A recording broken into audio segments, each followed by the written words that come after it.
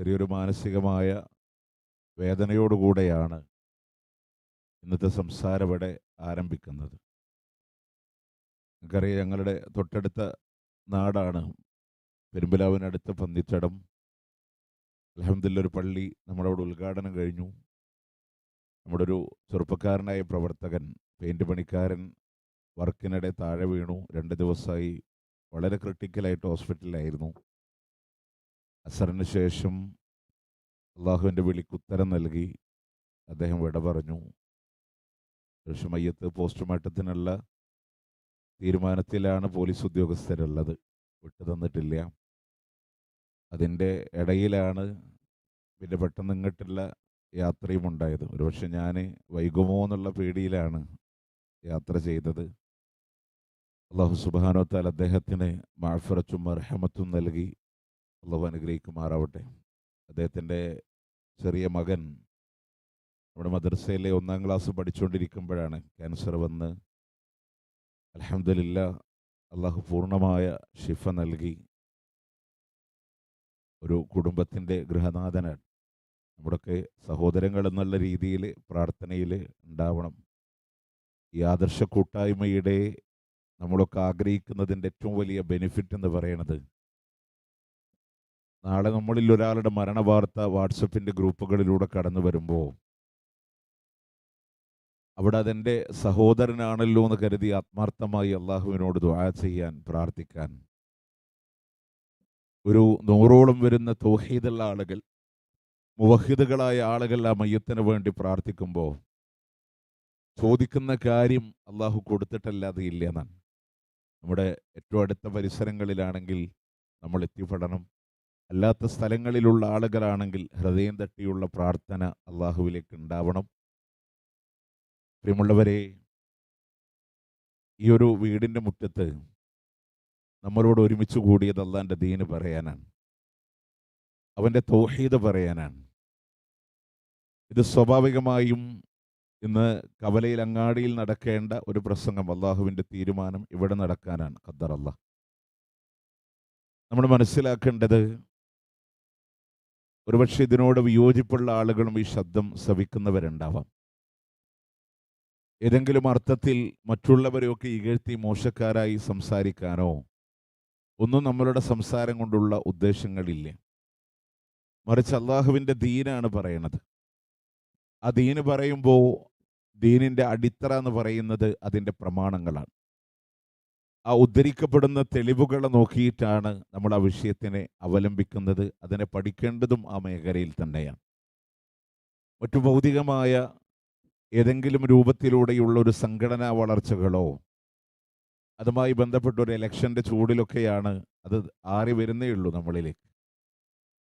ഇവിടെ വരുന്ന ഏതെങ്കിലും ഒരു തെരഞ്ഞെടുപ്പിൽ ഒരു സ്ഥാനാർത്ഥിയെ നിർത്തി മത്സരിപ്പിക്കുവാനോ അതല്ലെങ്കിൽ ഭൗതികമായി ഏതെങ്കിലും ഒരു നേട്ടം ഒരു പ്രോഗ്രാം കൊണ്ട് സാമ്പത്തികമായി നേടിയെടുക്കുവാനോ ഒന്നും നമ്മുടെ ആരുടെയും ഉദ്ദേശമല്ല. നിങ്ങൾ ആലോചിച്ച് നോക്ക്, ഈ വേദി പോലും വളരെ ലളിതമാണ്. ഇവിടെ ഒരു അഡീഷണൽ ഒരു ടേബിള്, അവിടെ കുറച്ച് ഈത്തപ്പഴമോ കോഴിമുട്ടയോ തേനോ കൊണ്ടുവന്ന് അതൊരു വിൽപ്പന നടത്തി അതുകൊണ്ട് കുറച്ച് വരുമാനം ഉണ്ടാക്കാം എന്ന് നമ്മൾ ആഗ്രഹിക്കണില്ല. നാട്ടിൽ നടക്കുന്ന വാഴ പരമ്പരകൾക്കൊക്കെ പിന്നിൽ ഒരു ലക്ഷ്യം ഉണ്ടാവും, പള്ളിയുടെ മതിൽ കെട്ടാൻ അല്ലെങ്കിൽ ഇതിന് ഫണ്ട് കണ്ടെത്താൻ. അങ്ങനത്തെ ഒരു പ്രോഗ്രാമുമല്ല. നമ്മളൊക്കെ യാസീൻ ചെറുപ്പകാലം മുതലേ ഓതി പരിചയമുള്ള ആളുകളാണ്. ആ സൂറത്ത് യാസീൻ പഠിക്കുമ്പോൾ, ഒരുപക്ഷെ കുട്ടിക്കാലത്ത് പഠിക്കുമ്പോൾ അതിനൊരു പ്രത്യേകത ഉണ്ട്. 1-ാമത്തെ മുബീൻ, 2-ാമത്തെ മുബീൻ, 3-ാമത്തെ മുബീൻ, അങ്ങനെ എളുപ്പം വെച്ചിട്ടാണ് നമ്മളിങ്ങനെ പഠിക്കുക. ഞാൻ മനസ്സിലാവാൻ വേണ്ടി പറഞ്ഞതാണ്. അതിലെ 2-ാമത്തെ മുബീന് തുടങ്ങുന്നൊരു ഭാഗമുണ്ട്. അല്ലാഹു സുബ്ഹാനഹു വ തആല ഗ്രാമവാസികളിലേക്ക് അവൻ്റെ 2 പ്രവാചകന്മാരെ പ്രബോധനത്തിനായി പറഞ്ഞേക്കുന്ന രംഗം വിശുദ്ധ ഖുർആൻ നമ്മൾ ഓർമ്മപ്പെടുത്തി തരികയാണ്. വളരിബ ലഹും മസലൻ അസ്ഹാബൽ ഖറിയതി ഇദ ജാഅഹൽ മുർസലൂൻ. ഒരു ഗ്രാമവാസികളിലേക്ക് അള്ളാഹു 2 പ്രവാചകന്മാരെ പ്രബോധനത്തിനായി നിയോഗിക്കുകയാണ്. പക്ഷേ ഫകദ്ദബൂഹുമാ, ആ 2 നബിമാരെയും അവരെ കളവാക്കുന്നുണ്ട്.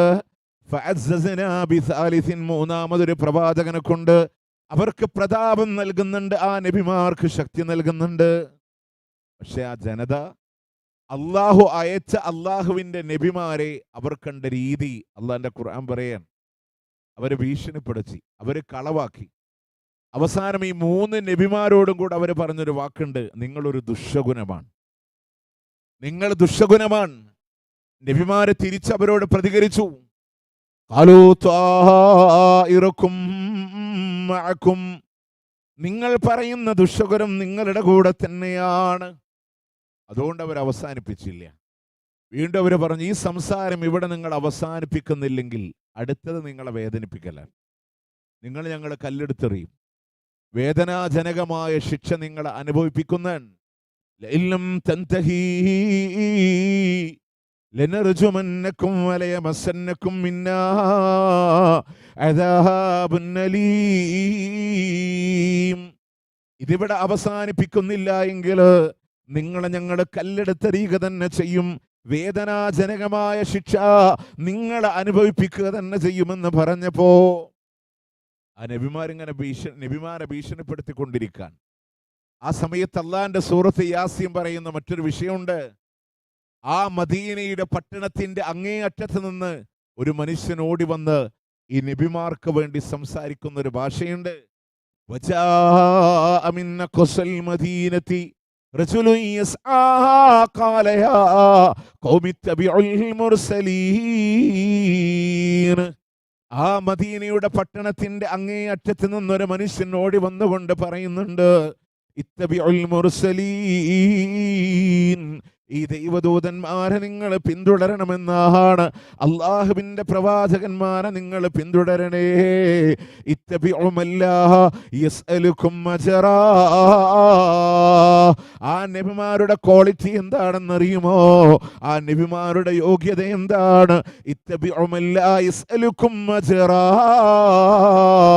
ഒരു കൂലിയും അവർ നിങ്ങളോട് ആവശ്യപ്പെടുന്നില്ല, ഒരു വേതനവും അവർ നിങ്ങളോട് ആവശ്യപ്പെടുന്നില്ല. അള്ളാഹുവിലേക്കുള്ള ക്ഷണമല്ലാതെ ജനങ്ങളോട് ഭൗതികമായിട്ടൊന്നും അവർ ആവശ്യപ്പെട്ടിട്ടില്ല.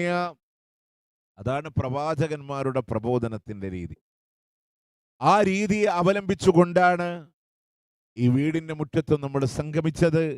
അള്ളാഹുവിന്റെ തൗഹീദ് പറയുന്നത്, അല്ലാതെ ഭൗതികമായിട്ടുള്ള ഒരു ചിന്തകളും ഇതിന്റെ സംഘാടകരെ സംബന്ധിച്ചിടത്തോളമോ അല്ലെങ്കിൽ ഇതിന്റെ പ്രവർത്തകരെ സംബന്ധിച്ചിടത്തോളമോ ഇല്ല എന്നുള്ളതൊരു യാഥാർത്ഥ്യമാണ്.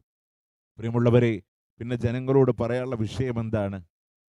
ജനങ്ങളോട് പറയാനുള്ള വിഷയം എന്താണ്? കാലാന്തരങ്ങളിലൂടെ പ്രവാചകന്മാർ പ്രബോധനം ചെയ്ത ആ വിഷയം, ലാ ഇലാഹ ഇല്ലല്ലാഹ്. അതിനത്രമേൽ പ്രസക്തിയുണ്ട് ഇസ്ലാമിൽ എന്നുള്ളത് കൊണ്ടാണ്. ഇതിന്റെ സംഘാടകരായ നമ്മളും അറിയണം. നമ്മൾ പലപ്പോഴും പറയലുണ്ട്, നമുക്കെന്നും ലാ ഇലാഹ ഇല്ലല്ലാഹ് തന്നെയാണോ പറയാനുള്ളത്, അല്ലേ? ആളുകളും പറയും ഇവർക്കൊരു തൗഹീദ്. ആളുകളൊക്കെ പലപ്പോഴും സംസാരിക്കാറുള്ള വിഷയം അതാണ്. പക്ഷെ എന്തുകൊണ്ടെന്നറിയോ? നമ്മൾ തൗഹീദ് മാത്രമല്ല പറയണേ, തൗഹീദ് നമ്മളുടെ പ്രബോധനത്തിന്റെ പ്രഥമ വിഷയമാണ്. ലിബറലിസത്തിനെതിരെ ശക്തമായി സംസാരിക്കുന്നുണ്ട്. നാട്ടിലുള്ള അധാർമികതകൾക്കെതിരെ ശക്തമായി വിദ്യാർത്ഥി തലങ്ങളിലാണെങ്കിലും യുവജനങ്ങൾക്കിടയിലാണെങ്കിലും ഇടപെട്ടുകൊണ്ടുള്ള പ്രവർത്തനങ്ങളുണ്ട്.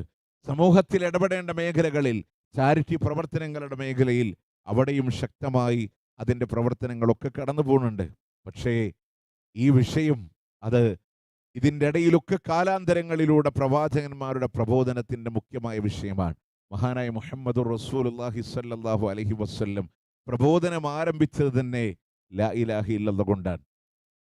ലാ ഇലാഹ ഇല്ലല്ലാഹ് കൊണ്ടാണ് ആ ജനങ്ങളെ മുഴുവൻ വിളിച്ചു ചേർത്ത് അള്ളാഹുവിന്റെ പ്രവാചകൻ സ്വല്ലല്ലാഹു അലൈഹി വസല്ലമ അവരോട് ആദ്യമായി പറഞ്ഞ വാക്ക് പോലും ലാ ഇലാഹ ഇല്ലല്ലാഹ് എന്നാണ്. അതുകൊണ്ടാണ് അള്ളാഹുവിന്റെ പ്രവാചകൻ പോലും അവർക്കിടയിൽ ശത്രുവായി മാറിയത്. ലോകത്തിലെ ഏറ്റവും ആദ്യത്തെ പ്രവാചകൻ നിന്ന് ആരുടെ ഭാഗത്ത് നിന്നറിയോ? ഏറ്റവും ആദ്യത്തെ പ്രവാചകൻ നിന്ന് അബൂലഹബിന്റെ ഭാഗത്ത് നിന്ന് കടന്നു വന്നൊരു വാക്കുണ്ട്, തബ്ബല്ലക യാ മുഹമ്മദ് അലിഹാദാ ജമഅതനാ. മുഹമ്മദേ, നിനക്ക് നാശമുണ്ടാകട്ടെ മുഹമ്മദേ, ഇതിനു വേണ്ടിയിട്ടാണോ നീ ഞങ്ങളെ ഒരുമിച്ച് കൂട്ടിയത്? അന്തല്ലദീ ഫറഖ്ത ജമാഅതനാ വസബ്ബബ്ത ആലിഹതനാ. നീ ഞങ്ങളുടെ സമൂഹത്തിനിടയിൽ, ജമാഅത്തിനിടയിൽ ഭിന്നിപ്പുണ്ടാക്കാൻ കടന്നു വന്നവനാണ്. ഞങ്ങളുടെ ഇലാഹുകളെ നീ കുറ്റം പറഞ്ഞവനാണ്. ആരെ പറ്റിയിട്ടാ പറഞ്ഞേ? അള്ളാഹുവിന്റെ പ്രവാചകൻ സല്ലല്ലാഹു അലൈഹി വസല്ലമയെ പറ്റി പറയാൻ. ഈ വാക്കുകൾ എവിടെയെങ്കിലും കേട്ടുപരിചയമുണ്ടോന്ന് ആലോചിച്ച് നോക്കി. റസൂലുള്ള അവരോട് പറഞ്ഞ വിഷയം എന്താണ്? ലാ ഇലാഹ ഇല്ലല്ലാഹ്. പക്ഷെ അവര് പ്രവാചകനോട് തിരിച്ചു പറഞ്ഞ വാക്കെന്താണ്? നീ ഞങ്ങൾക്കിടയിൽ ഭിന്നിപ്പുണ്ടാക്കാൻ വന്നവനാണ്, നീ ഞങ്ങളുടെ ഇലാഹുകളെ കുറ്റം പറഞ്ഞവനാണ്. അള്ളാഹിന്റെ മുത്ത് റസൂൽ സല്ലല്ലാഹു അലൈഹി വസല്ലമ ആരെയും കുറ്റം പറഞ്ഞിട്ടില്ല, ഒരു ഇലാഹുകളെയും കുറ്റം പറഞ്ഞിട്ടില്ല. അള്ളാഹു അല്ലാത്തവരെ ആരാധിക്കരുതെന്ന് മാത്രമേ പറഞ്ഞിട്ടുള്ളൂ. പ്രവാചകന്റെ പ്രബോധനം അന്ന് തുടങ്ങിയത് ലാ ഇലാഹ ഇല്ലല്ലാഹയാണ്. ഇനി അത് അവസാനിപ്പിച്ചിട്ടില്ല.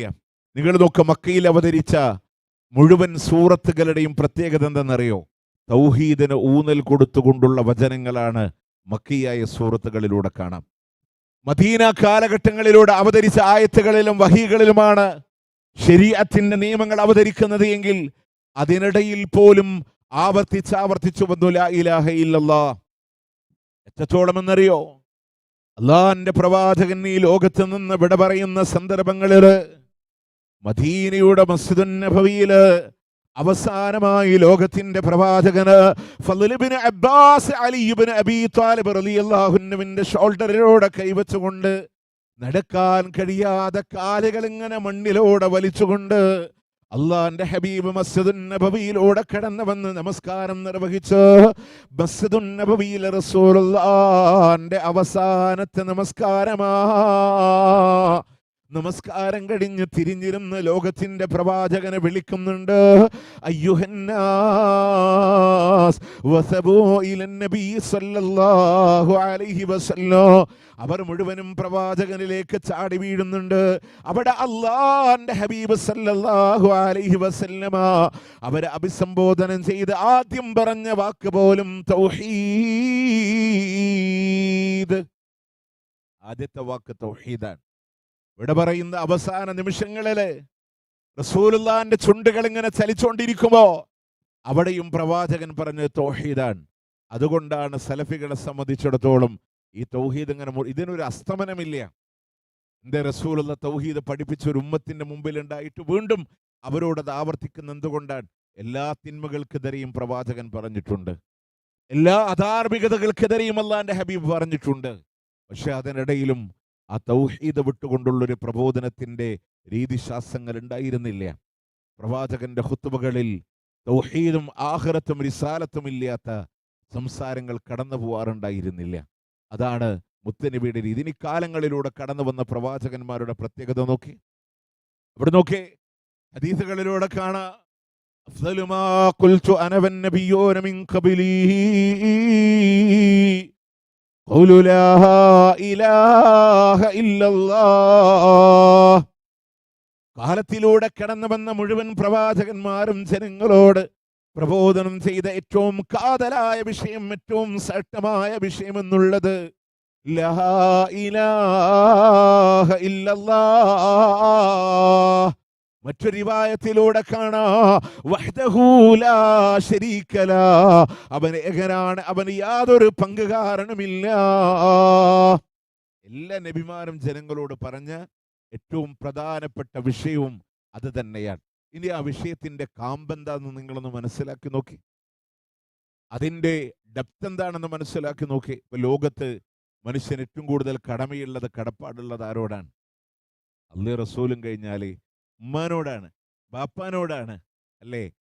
ബന്ധങ്ങളുടെ വില എന്താണെന്നറിയാത്തൊരു കാലഘട്ടങ്ങളിൽ ഒരാൾ പ്രവാചകന്റെ മുന്നിൽ വന്ന് ചോദിക്കുന്നുണ്ട്,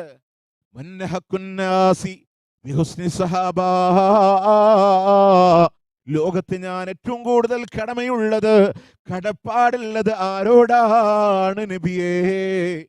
അല്ലാഹുവിന്റെ ഹബീബ് പറഞ്ഞു, നിന്റെ ഉമ്മാനോടാണ്.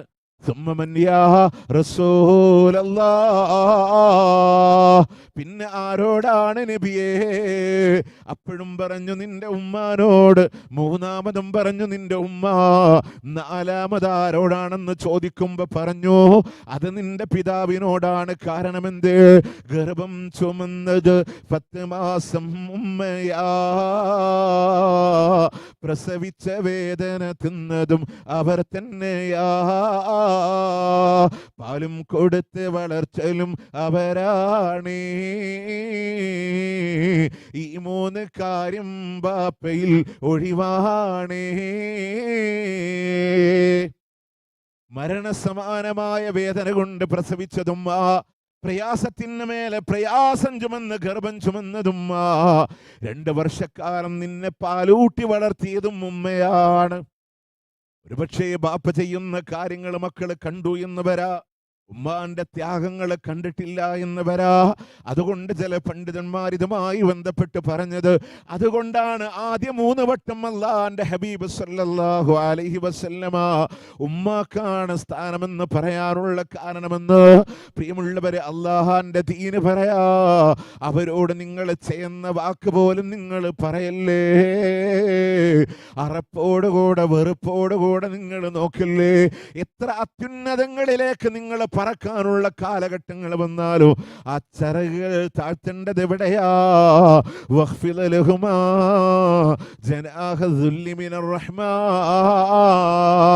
കാരുണ്യത്തിന്റെ ചിറകുകള് മാതാപിതാക്കൾക്ക് വേണ്ടി താഴ്ത്തിക്കൊടുക്കണേ എന്ന് പറഞ്ഞ അള്ളാന്റെ ഖുർആൻ. പ്രിയമുള്ളവരെ, ഇത്രയും വലിയ സ്ഥാനമുണ്ട്, കടമയുണ്ട്, കടപ്പാടുണ്ട് മാതാപിതാക്കളോട്. എന്നാൽ എവിടെയൊക്കെ ഉമ്മാനോട് ബാപ്പാനോടുള്ള കടമ പറഞ്ഞോ, അതിനു മുമ്പ് അല്ലാഹു പറഞ്ഞു. 4-ാം അധ്യായം സൂറത്തുൻ നിസാഇന്റെ 36-ാമത്തെ ആയത്തിലോട് അല്ലാഹ് പറയുന്നുണ്ട്, വഅബ്ദുല്ലാഹ വലാ തുശ്രികൂ ബിഹി ശൈആ വബിൽ വാലിദൈനി ഇഹ്സാനാ. നിങ്ങൾ അല്ലാഹനെ ആരാധിക്കണേ, അവനോട് യാതൊന്നിനെയും നിങ്ങൾ പങ്കു ചേർക്കല്ലേ. വബിൽ വാലിദൈനി ഇഹ്സാനാ, മാതാപിതാക്കളോട് നന്മ ചെയ്യണേ എന്ന് അള്ളാന്റെ ഖുർആന് പറയുമ്പോ അതിനും മുകളിലാണ് അല്ലാഹ് 17-ാം അധ്യായം സൂറത്ത് ഇസ്രാഇന്റെ 23-ാമത്തെ ആയത്തിലോ വഖലാ റബ്ബുക അല്ലാ തഅബുദു ഇല്ലാ ഇയ്യാ വബിൽ വാലിദൈനി ഇഹ്സാനാ. നിങ്ങളുടെ രക്ഷിതാവിതാ വിധിച്ചിരിക്കുന്നു, അവനെയല്ലാതെ നിങ്ങൾ ആരാധിക്കല്ലേ. മാതാപിതാക്കളോട് നന്മ ചെയ്യണേ എന്നാണെങ്കിൽ അതിനുള്ള കാരണം എന്താണെന്നറിയോ? മഹാനായ സഅദ് റളിയല്ലാഹു അൻഹു ഉമ്മാനോട് അടക്കവയ്യാത്ത സ്നേഹമുള്ള പൊന്നുമോനാണ്. പക്ഷേ ആ സഅദ് റളിയല്ലാഹു അൻഹു ഇസ്ലാമിനെ പുൽകുമ്പോ, ലാ ഇലാഹ ഇല്ലല്ലാഹ് അംഗീകരിക്കുമ്പോ ആ മാതാവ് മകനോട് പറയുന്നുണ്ട്, മോനെ, നീ ആ വിശ്വാസത്തിൽ നിന്ന് പിന്മാറാത്ത കാലത്തോളം ഞാൻ നിന്റെ മുമ്പിലൂടെ ഭക്ഷണം കഴിക്കില്ല, വെള്ളം കുടിക്കില്ല, പട്ടിണി കിടന്ന് നിന്റെ മുമ്പിലൂടെ പടഞ്ഞു മരിക്കുമെന്ന ഉമ്മ പറഞ്ഞപ്പോ ഉമ്മാനോട് സ്നേഹമുള്ളൊരു മോനിത് താങ്ങാൻ കഴിയുമോ? നേരെ പ്രവാചകന്റെ മുമ്പിലൂടെ കടന്നവരാണ്. അള്ളാന്റെ ഹബീബിനോട് വന്ന് പറയുന്നുണ്ട്, റസൂലേ, എൻ്റെ ഉമ്മ ഇങ്ങനെ ഒരു തീരുമാനമെടുത്തിട്ടുണ്ട് എന്ന് പറയുമ്പോ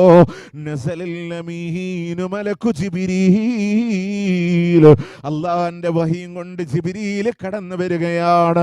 ഖുർആനിന്റെ മനോഹരമായ ആയത്തിറങ്ങുകയാണ്.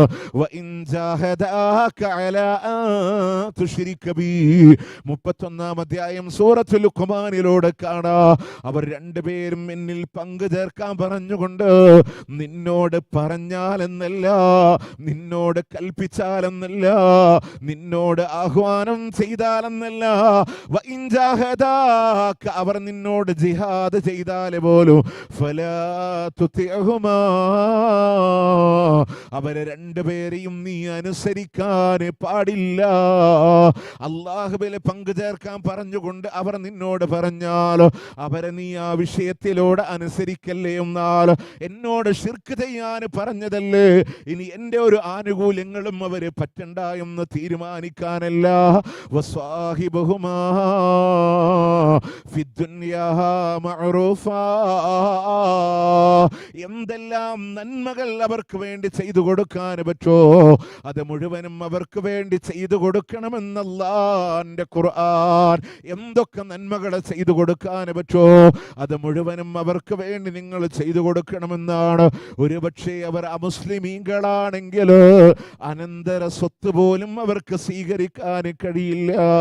അതുകൊണ്ട് ജീവിച്ചിരിക്കുന്ന കാലഘട്ടങ്ങളിലെ അവർക്കുള്ള സ്വത്ത് നിങ്ങൾ വസിയ്യത്ത് ചെയ്യണേ എന്ന് പോലും പറഞ്ഞ മതമാണ് ഇസ്ലാം. പ്രിയമുള്ളവരെ, ചേർന്ന് പോലും നിങ്ങൾ പറയല്ലേ, വെറുപ്പോടുകൂടെ നിങ്ങൾ നോക്കല്ലേ, അവരെ നിങ്ങൾ വരട്ടല്ലേ എന്ന് പറഞ്ഞ അല്ലാഹുവിന്റെ ദീനാണ് പറയുന്നത്. ശിർക്ക് ചെയ്യാൻ പറഞ്ഞ് ജിഹാദ് ചെയ്താൽ പോലും അനുസരിക്കണ്ട. ഈ ആയത്തിറങ്ങുമ്പോ സഅദ് റളിയല്ലാഹു അൻഹു ഉമ്മാന്റെ മുമ്പിലേക്ക് കടന്നു വരികയാണ്. ഉമ്മ, ഒന്നല്ല 100 ശരീരം എൻ്റെ ഉമ്മാക്ക് ഉണ്ടായിട്ട് ഓരോ ശരീരം എൻ്റെ മുമ്പിൽ വെച്ച് പടഞ്ഞു മരിച്ചാൽ പോലും ഞാൻ എൻ്റെ വിശ്വാസത്തിൽ നിന്ന് പിന്മാറുന്ന പ്രശ്നമില്ല. അതാണ് ലാ ഇലാഹ ഇല്ലല്ലാഹുടെ പ്രത്യേകത. എല്ലാ തിന്മകൾക്കെതിരെ സംസാരിക്കുമ്പോഴും പ്രാധാന്യം കൊടുക്കുന്നതും ലാ ഇലാഹ ഇല്ലല്ലാഹ്. നിങ്ങൾ നോക്കി, നബിമാർ ഇവിടെ വന്നു, അവർ തിന്മകൾക്കെതിരെ പറഞ്ഞിട്ടില്ലേ?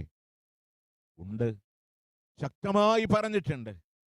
മഹാനായ ശുഐബ് നബി അലൈഹിസ്സലാത്തു വസ്സലാം കടന്നു വരുമ്പോ അളവിലും തൂക്കത്തിലും കൃത്രിമത്വം നൽകുന്ന ഒരു സമൂഹത്തിന്റെ ഇടയിലേക്കാണ് അദ്ദേഹം കടന്നു വന്നത്. ആ തിന്മകൾക്കെതിരെ ശക്തമായി പറഞ്ഞിട്ടുണ്ട്. പക്ഷെ അതിനു മുമ്പ് അവരോട് പറഞ്ഞൊരു വിഷയമുണ്ട്, ലാ ഇലാഹ ഇല്ലല്ലാഹ്. മഹാനായ മൂസ അലൈഹിസ്സലാത്തു വസ്സലാം കടന്നു വരുമ്പോ ഏകാധിപതിയും സ്വേച്ഛാധിപതിയുമായ ഫിർഔനിന്റെ കീഴിൽ അടിച്ചമർത്തപ്പെട്ടു പോയ ഇസ്രായേലി സമുദായത്തിന് എതിരെ, ആ സമുദായത്തിന് വേണ്ടി ഫിർഔനിനോട് മൂസ അലൈഹിസ്സലാം സംസാരിച്ചിട്ടുണ്ട്. പക്ഷെ അതിനു മുമ്പ് ഫിർഔനിന്റെ കൊട്ടാരത്തില് നട്ടെല്ലോടെ നിവർന്നു നിന്ന് പറഞ്ഞൊരു വിഷയമുണ്ട്, അത് ലാ ഇലാഹ ഇല്ലല്ലാഹ് എന്നുള്ളതാണ്.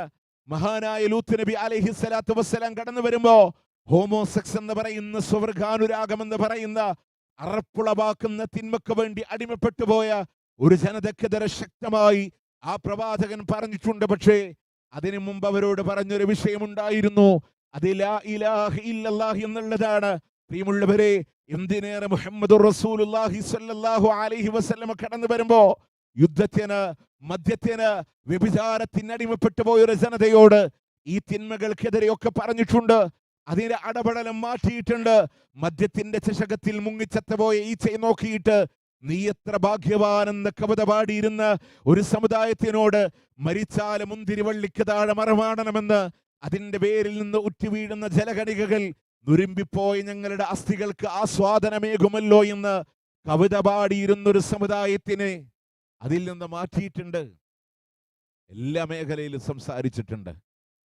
പറന്നു വീണത് പെൺകുഞ്ഞാണെന്നുള്ളതിന്റെ പേരിൽ അവരെ കുഴിച്ചു മൂടിയിരുന്ന ജനത, 16-ാം അധ്യായം സൂറത്തുൻ നഹ്ൽ 56-57 ആയത്ത്, അവരെ പ്രവാചകൻ പരിവർത്തിപ്പിക്കുന്നു. ആ തിന്മകൾക്കെതിരൊക്കെ പറയുന്നു.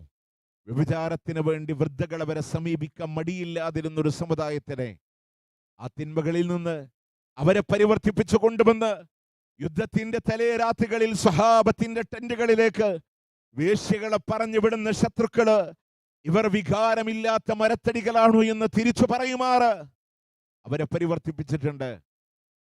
അത്രയും വലിയ നവോത്ഥാനപരമായ മാറ്റങ്ങൾ അള്ളാന്റെ ഹബീബ് സല്ലല്ലാഹു അലൈഹി വസല്ലം. ഞാൻ ഇപ്പോഴും ഓർക്കുന്നുണ്ട്, ഒരിക്കൽ ബഹ്റൈനിൽ നിന്ന് പ്രോഗ്രാം കഴിഞ്ഞ് കൊച്ചിക്കുള്ള ഫ്ലൈറ്റ് യാത്രയിലെ ഫ്ലൈറ്റ് ഇങ്ങനെ സ്റ്റഡിയായ സമയത്ത് എൻ്റെ ബാക്ക് സീറ്റിൽ ഇരുന്ന ഒരുത്തൻ മദ്യം ആവശ്യപ്പെട്ടപ്പോ എയറോസ്റ്റസ് പറഞ്ഞൊരു മറുപടി ഉണ്ട്, ഇത് സൗദി സ്കൈ ആണ്, ഇവിടെ മദ്യം വിളമ്പാൻ കഴിയില്ല എന്നുള്ളതാണ്. സല്ലല്ലാഹു അലൈഹി വസല്ലം, അള്ളാന്റെ മുത്ത് റസൂൽ സല്ലല്ലാഹു അലൈഹി വസല്ലം വരുത്തിയ ഒരു മാറ്റം നിങ്ങൾ നോക്കേ. വ്യോമപാതയിൽ വരെ ആ നിയമം അംഗീകരിക്കപ്പെടുമാറ് അള്ളാന്റെ ഹബീബ് ഇതിനെതിരൊക്കെ സംസാരിച്ചിട്ടുണ്ട്. പക്ഷേ അതിനു മുമ്പ് അവരോട് പറഞ്ഞ വിഷയം ലാ ഇലാഹ ഇല്ലല്ലാഹ്. എങ്കിൽ എന്താണ് ഈ ലാ ഇലാഹ ഇല്ലല്ലാഹ്? സമൂഹത്തിന് എവിടെയാണ് അതിൽ പരാജയങ്ങൾ കടന്നു വന്നിട്ടുള്ളത്? ഞാൻ ഏറ്റവും ലളിതമായിട്ടൊരു വാക്ക്, ഏത് മതസ്ഥനും ഏത് ആദർശക്കാരനും മനസ്സിലാവുന്ന ഒരു വാക്ക്, വിശുദ്ധ ഖുർആനിലെ തൗഹീദിന്റെ ഒരു ബേസിക് തിയറി എന്നുള്ള രൂപത്തിൽ അവതരിപ്പിക്കാൻ കഴിയാവുന്ന, ഏതൊരു സലഫികളായ മക്കൾക്കും ഹൃദ്യസ്ഥമായി അറിയാവുന്ന ഒരായത്താണ് സൂറത്ത് ബഖറയിലെ 21-22 ആയത്തുകൾ. ഞാൻ അവിടെ നിന്ന് തന്നെ തുടങ്ങാൻ. ആയത്തിൽ അള്ളാഹു പറഞ്ഞൊരു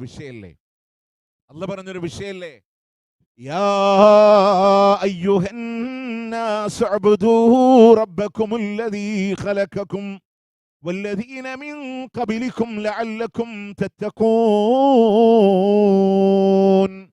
യാ അയ്യുഹന്നാസ്, അല്ലയോ ജനങ്ങളെ, അല്ലയോ മനുഷ്യരെ, ആരെയാ നിങ്ങൾ ആരാധിക്കേണ്ടതെന്നറിയുമോ? ആരാണോ നിങ്ങളെ സൃഷ്ടിച്ചവനായ റബ്ബെങ്കിൽ ആ റബ്ബിനെയാണ് നിങ്ങൾ ആരാധിക്കേണ്ടത്. വല്ലദീന മിൻ ഖബലിക്കും, നിങ്ങളുടെ പൂർവികരെ ആരാണോ സൃഷ്ടിച്ചത് ആ റബ്ബിനെയാണ് നിങ്ങൾ ആരാധിക്കേണ്ടത് എന്നാണ്. ആരാ നിങ്ങളെ പടച്ചത്? അത് മുഹമ്മദ് നബി സല്ലല്ലാഹു അലൈഹി വസല്ലമയായിരുന്നെങ്കിൽ അള്ളാന്റെ റസൂലിനെ ആരാധിക്കാമായിരുന്നു. അത് ഏതെങ്കിലും മഹാനായ വലിയായിരുന്നെങ്കിൽ ആ വലിയനെ ആരാധിക്കാമായിരുന്നു. ഇവരാരുമില്ല, അവരാരുമില്ല. അല്ല പറയാ, ആരാണോ നിങ്ങളെ പടച്ചത് ആ റബ്ബിനെ നിങ്ങൾ ആരാധിക്കണം. നിങ്ങളുടെ പൂർവികരെ ആരാണോ സൃഷ്ടിച്ചത് അള്ളാനെ നിങ്ങൾ ആരാധിക്കണം. അടുത്ത ആയത്തിൽ വീണ്ടും അല്ല പറഞ്ഞത്, അല്ലദീ ജഅല ലക്കുമുൽ അർള ഫിറാശ, ആ ഭൂമിയെ നിങ്ങൾക്കൊരു വിരിപ്പായി സംവിധാനിച്ചവനാരോ, വസ്സമാഅ ബിനാഅ, ഉപരിഭാഗത്തെ മേൽക്കൂരയായി സംവിധാനിച്ചവനാരോ, അൻസല മിനസ്സമാഇ മാഅ, ഉപരിഭാഗത്ത് നിന്ന് വെള്ളം ഇറക്കി തന്നവനാരോ, ഫഅഖ്റജ ബിഹി മിനസ്സമറാത്തി റിസ്ഖൻ ലക്കും, അതിൽ നിന്ന് നിങ്ങൾക്കുള്ള കായ്ക്കനികളെ ഭക്ഷണ പദാർത്ഥങ്ങളെ തന്നവനാരോ. അതേതെങ്കിലും ഒരു പടപ്പായിരുന്നെങ്കിൽ ആകാശത്തിന്റെ മേലാപ്പിനെ ക്രമീകരിച്ചവൻ, ഉപരിഭാഗത്തുനിന്ന് വെള്ളം തരുന്നവൻ, സസ്യലതാദികളെ മുളപ്പിച്ചവൻ, പഴവർഗ്ഗങ്ങളെ തരുന്നവൻ, ഇതൊക്കെ ഏകനായ റബ്ബായിരിക്കെ ഖുർആൻ അടിവരയിട്ട് പറഞ്ഞൊരു പോയിന്റ് ഉണ്ട്. അവിടെ അല്ലാമ ഇബ്നു കസീർ റഹ്മത്തുള്ളാഹി അലൈഹി തഫ്സീറുൽ ഖുർആനുൽ അലീമിൽ എന്താണ് ശിർക്ക് എന്ന് കൂടെ പറഞ്ഞു തന്നു. ഫലാ തജ്അലൂ ലില്ലാഹി അംദാദാ, അല്ലാഹ്ക്ക് നിങ്ങൾ സമന്മാരെ വെച്ചു പോകല്ലേ, അല്ലാഹ്ക്ക് നിങ്ങൾ സമന്മാരെ വെച്ചു പോകല്ലേ. ഇബ്നു കസീർ പറയാണ്, എന്താണ് അല്ലാഹ്ക്ക് സമന്മാരെ വെക്കുക എന്ന് പറഞ്ഞാൽ, എന്താണ് ശിർക്ക് എന്ന് പറഞ്ഞാൽ, തശ്ബീഹുൽ ഖാലിഖ് ബിൽ മഖ്ലൂഖ് വതശ്ബീഹുൽ മഖ്ലൂഖ് ബിൽ ഖാലിഖ്, സൃഷ്ടിയെ സൃഷ്ടാവിനോട് സാദൃശ്യപ്പെടുത്തുമ്പോ, സൃഷ്ടാവിനെ സൃഷ്ടിയോട് സാദൃശ്യപ്പെടുത്തുമ്പോ അതാണ് അല്ലാഹ്ക്ക് സമന്മാരെ വെക്കലെങ്കിൽ അത് നിങ്ങളിൽ ഉണ്ടാകാൻ പാടില്ല. അല്ലാഹു കാണും പോലെ കാണുമെന്ന് വിശ്വസിച്ചാൽ, അല്ലാഹു അറിയും പോലെ അറിയുമെന്ന് വിശ്വസിച്ചാൽ, അല്ലാഹു കേൾക്കും പോലെ കേൾക്കുമെന്ന് വിശ്വസിച്ചാൽ, അല്ലാഹു സഹായിക്കുന്ന പോലെ സഹായിക്കുമെന്ന് വിശ്വസിച്ചാൽ അത് അല്ലാഹ്ക്ക് സമന്മാരെ വെക്കലല്ലേ. ചില ആളുകളൊക്കെ പറയും, അള്ളാന്റെ ഔലിയാക്കള് അല്ല കാണും പോലെ കാണുന്നവരാൻ, അല്ല കേൾക്കും പോലെ കേൾക്കുന്നവരാൻ എന്ന് നമ്മുടെ നാട്ടിലൊക്കെ സാധാരണഗതിയിൽ പറയലുണ്ട്. പക്ഷെ നിങ്ങൾ ആലോചിച്ചൊക്കെ അതിനെ ഉപോത്ബലകമായിട്ട് കൊണ്ടുവരലേ സ്വഹീഹ് ബുഖാരിയിലെ ഖുദ്സിയായ ഒരു ഹദീസാണ്. അള്ളാഹുവിന്റെ അടിമകൾ സ്വാലിഹീങ്ങൾ അവനിലേക്ക് ഇബാദത്തുകളെ കൊണ്ടടുക്കുമ്പോ, അള്ളാഹു അവരിലേക്കും അടുക്കുമ്പോ അവരുടെ കണ്ണ് ഞാനാകും, അവരുടെ കാത് ഞാനാകും. പലപ്പോഴും ആ ഹദീസുമായി ബന്ധപ്പെട്ട് പലരും പറയും, അല്ല കാണുന്ന പോലെ കാണും, അള്ളാഹു കേൾക്കുന്ന പോലെ കേൾക്കും എന്നതിന് വ്യാഖ്യാനം നൽകലുണ്ട്. അത് പറഞ്ഞാൽ തന്നെ കഴിഞ്ഞില്ല പ്രിയമുള്ളവരെ. കാരണം എന്താണ്? വലം യകുല്ലഹു കുഫുവൻ അഹദ്, അള്ളാഹിനെ പോലെ ഒന്നുമില്ല, അള്ളാഹ്ക്ക് തുല്യം ഒന്നുമില്ല. പിന്നെന്താണ് ഇതിന്റെ അർത്ഥം? അത് ബുഖാരിയിലാണെങ്കിൽ ഹദീസിന്റെ ഷർഹ് ഹാഫിദ് ഇബ്നു ഹജർ അൽ അസ്കലാനി ഫത്ഹുൽ ബാരിയിൽ അതിന്റെ ഷർഹ് പറയുമ്പോൾ അദ്ദേഹം പറയാണ്, അള്ളാന്റെ ഔലിയാക്കൾ ഒരു കണ്ണുകൊണ്ടവരെ ഹറാം കാണൂല, അവരുടെ കാതുകളെ കൊണ്ടവര് ഹറാം കേൾക്കൂല. അങ്ങനെ അള്ളാന്റെ ഔലിയാക്കള്, അതാണ് അവരുടെ കണ്ണ് ഞാനാകും കാത് ഞാനാകും എന്ന് പറഞ്ഞാൽ, അല്ല കാണും പോലെ കാണുമെന്നോ, അള്ളാഹു കേൾക്കും പോലെ കേൾക്കുമെന്നോ, അള്ളാഹു സഹായിക്കുന്ന പോലെ സഹായിക്കുമെന്നോ വിശ്വസിച്ചാൽ ഇസ്ലാമിന്റെ പടിക്ക് പുറത്തു പോകേണ്ടി വരും. അതുകൊണ്ട് പ്രിയമുള്ളവരെ, അള്ളാഹ്ക്ക് തുല്യമായിട്ട് ആരുമില്ല. പക്ഷെ ഇങ്ങനൊക്കെ തൗഹീദ് പറഞ്ഞാലും നമ്മൾ എന്തുകൊണ്ടാണ് റബ്ബല്ലാത്തവരോട് തേടുന്നൊരു സാഹചര്യങ്ങൾ ഉണ്ടായത്? ഇത് പറയുമ്പോൾ നമ്മളെന്താ പറയുന്നറിയോ? നമ്മുടെ അള്ളാഹിനെ പറ്റി പറഞ്ഞാലും അള്ളാഹിന്റെ വിശ്വാസം പറഞ്ഞാലും അള്ളാഹുവിൽ നിന്ന് വളരെ സിമ്പിളായി ആളുകൾ കൊതറി മാറിപ്പോകും. അത് ഞാൻ ഒരുപക്ഷെ നമ്മളിൽ സംഭവിക്കുന്നത് ഒരു നാടൻ ശൈലിയിൽ പറഞ്ഞെങ്കിൽ മനസ്സിലാവും. ഒരു ഉമ്മ കുട്ടീനെ തൊട്ടിലിങ്ങനെ ആട്ടിക്കൊണ്ടിരിക്കാന്ന് വിചാരിച്ചു, തൊട്ടിലാട്ടിക്കൊണ്ടിരിക്കാൻ ഹസ്ബി റബ്ബി ജല്ലല്ലാ മാ ഫീഹി ഖൽബി ഗൈറുല്ലാ നൂർ മുഹമ്മദ് സ്വല്ലല്ലാഹു ലാ ഇലാഹ ഇല്ലല്ലാഹ് ലാ ഇലാഹ ഇല്ലല്ലാഹ്. അല്ലേ, ചില തെറ്റിച്ചിട്ടൊക്കെ പറയും ഹസ്ബി റബ്ബി ജല്ലല്ലാ, എനിക്ക് അല്ല മതി, മാഫി കൽബി ഖൈറുല്ല എന്നൊക്കെ പറയുന്ന ആൾക്കാരുണ്ട്. എന്തായാലും നൂർ മുഹമ്മദൊക്കെ അവിടെ നിൽക്കട്ടെ, ഞാൻ അവിടേക്കൊന്നും പോണില്ല. പക്ഷെ എന്തായാലും ആ ഉമ്മ പറയണേൽ ഒരു കാര്യം പറഞ്ഞു, ലാ ഇലാഹ ഇല്ലല്ലാ പറഞ്ഞ കുട്ടീനെ ഇങ്ങനെ തൊട്ടിലാട്ടാൻ. ഈ ലാ ഇലാഹ ഇല്ലല്ലാ എന്നിങ്ങനെ താരാട്ട് പാട്ടി ആടുന്നതിൻ്റെ ഇടയിൽ കുട്ടിയുടെ തലയെങ്ങാനും തൊട്ടിലിൻ്റെ പുറത്തേക്ക് വീണാൽ അപ്പോൾ വിളിക്കും എൻ്റെ ബദരീങ്ങളെ. അതുവരെ വിളിച്ചത് ആരെയും? ലാ ഇലാഹ ഇല്ലല്ലാ ലാ ഇലാഹ ഇല്ലല്ലാ. തല തൊട്ടിൽ നിന്ന് പുറത്തേക്ക് പോയ അപ്പൻ്റെ ബദരീങ്ങളെ. ഓക്കെ,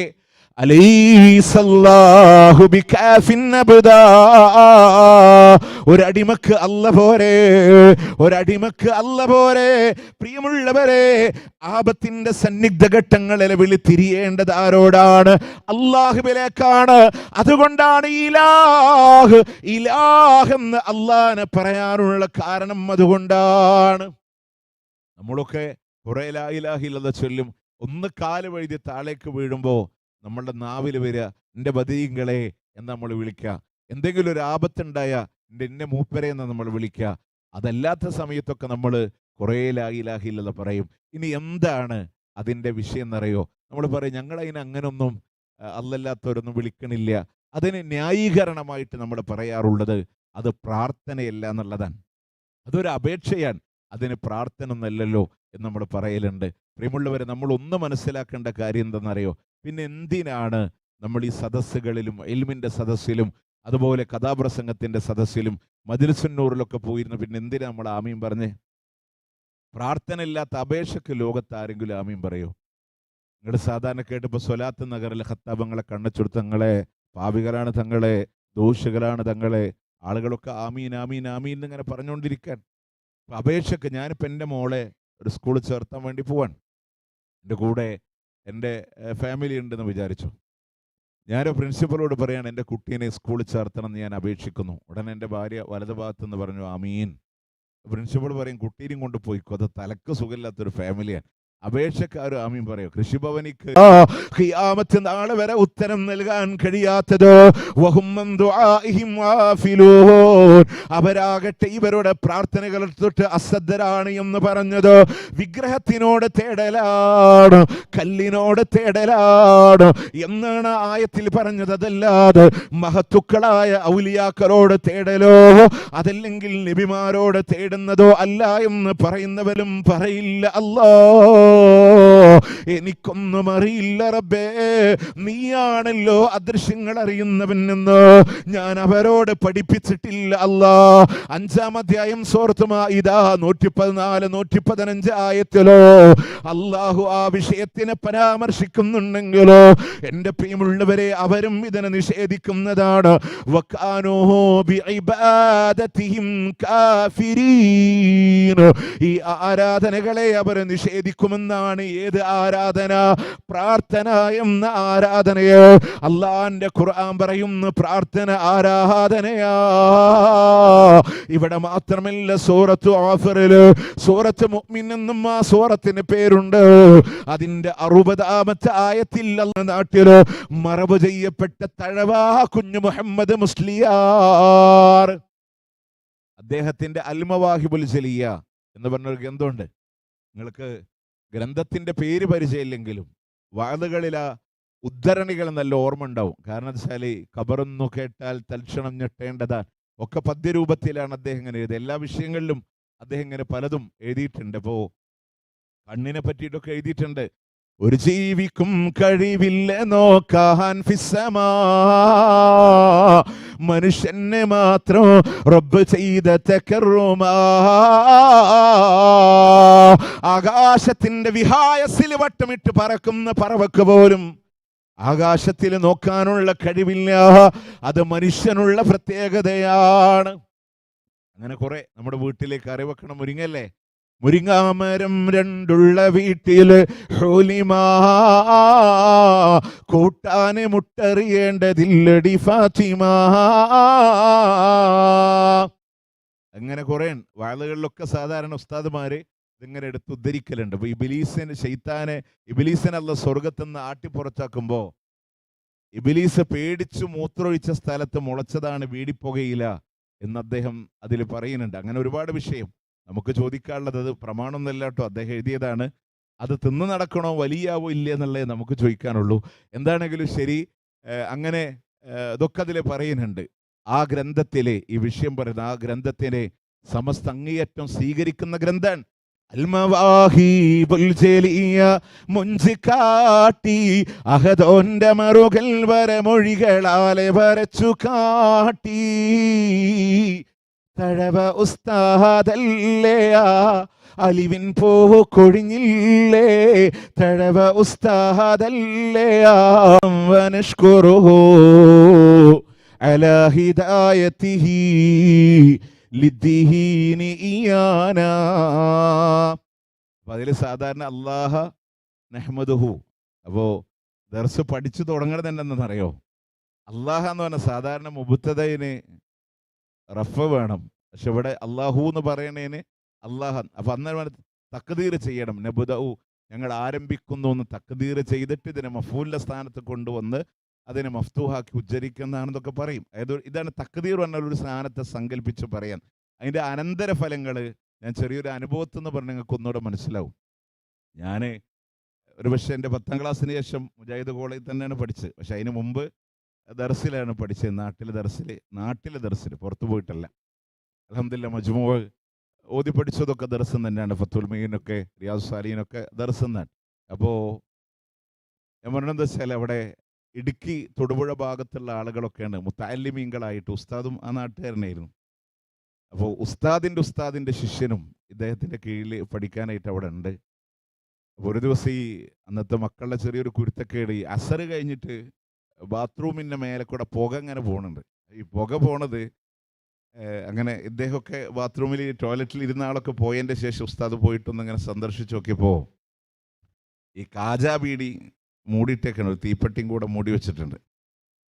അപ്പോൾ അതിങ്ങനെ അദ്ദേഹം അത് പൊക്കി അത് പിന്നെ ചെയ്ത ആളെ കൊണ്ടുവന്നു എന്നെ മീഡിയേറ്റർ ആക്കിയിട്ട് സാക്ഷിയായിട്ട് നിർത്തി എൻ്റെ മുന്നിൽ വെച്ച് അവനോട് ഖുർആൻ തൊട്ട് സത്യം ചെയ്യിപ്പിക്കുകയാണ്. അതായത് ഇനി മുതൽ ഞാൻ എന്ത് ചെയ്യില്ല, ബീഡി വലിക്കില്ല എന്നൊക്കെ സത്യം ചെയ്തു. ഈ മീന് പൊരിക്കാൻ വേണ്ടി വരിയണ പോലെ ചൂരലുകൊണ്ട് നടുംപുറത്തേക്ക് ഇങ്ങനെ പടപടാച്ചിട്ട് അടിച്ചിട്ട്, എന്ന് പറഞ്ഞാൽ അന്ന് ദർസ് കഴിഞ്ഞിട്ട് ഇഷായിൻ്റെ ഹദ്ദാദ് കഴിഞ്ഞ് ഇഷ കഴിഞ്ഞിട്ട് ഓരോ വീട്ടിലേക്ക് ചോറിനാൻ പോകും. അപ്പം നമ്മൾ അന്നത്തെ ഒരു BSS സൈക്കിളൊക്കെ ഇങ്ങനെ തള്ളി വീട്ടിലേക്ക് തന്നെ പോവാണ്.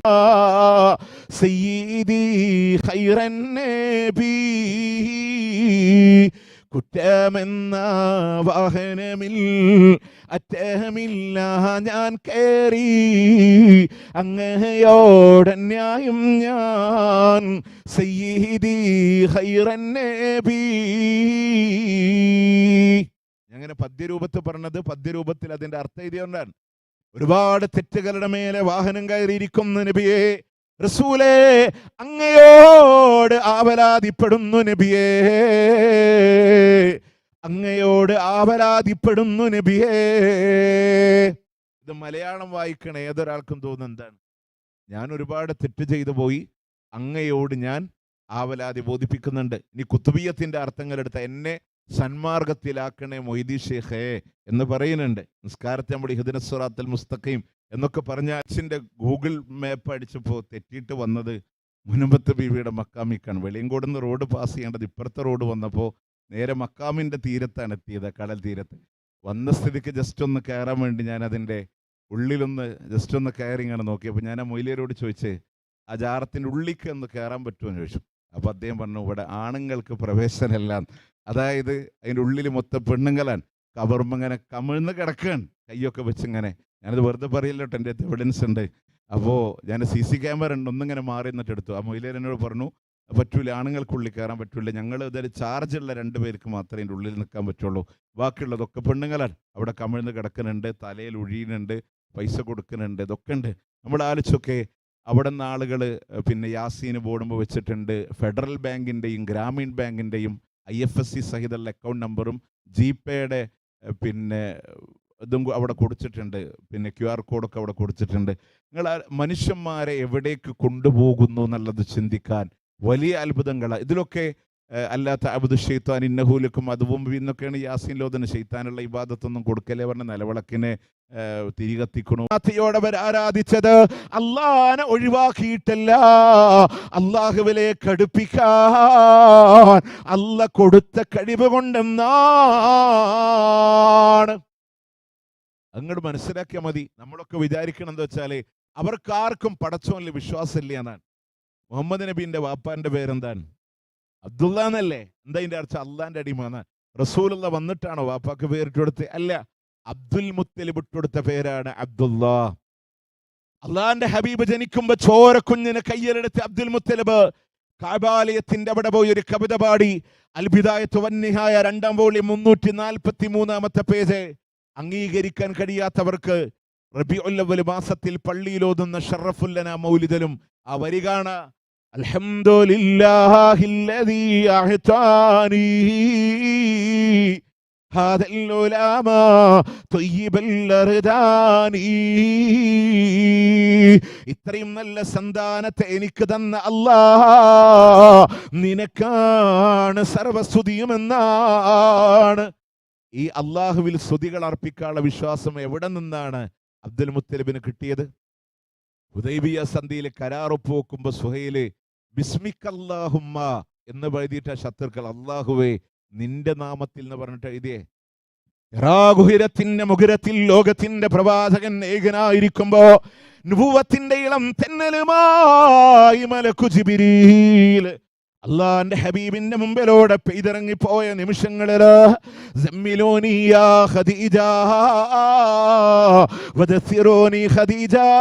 എന്നെ ഒന്ന് പുതപ്പിട്ട് മൂടിത്ത എന്ന് പറഞ്ഞ് വീട്ടിലേക്ക് കടന്നു വരുമ്പോ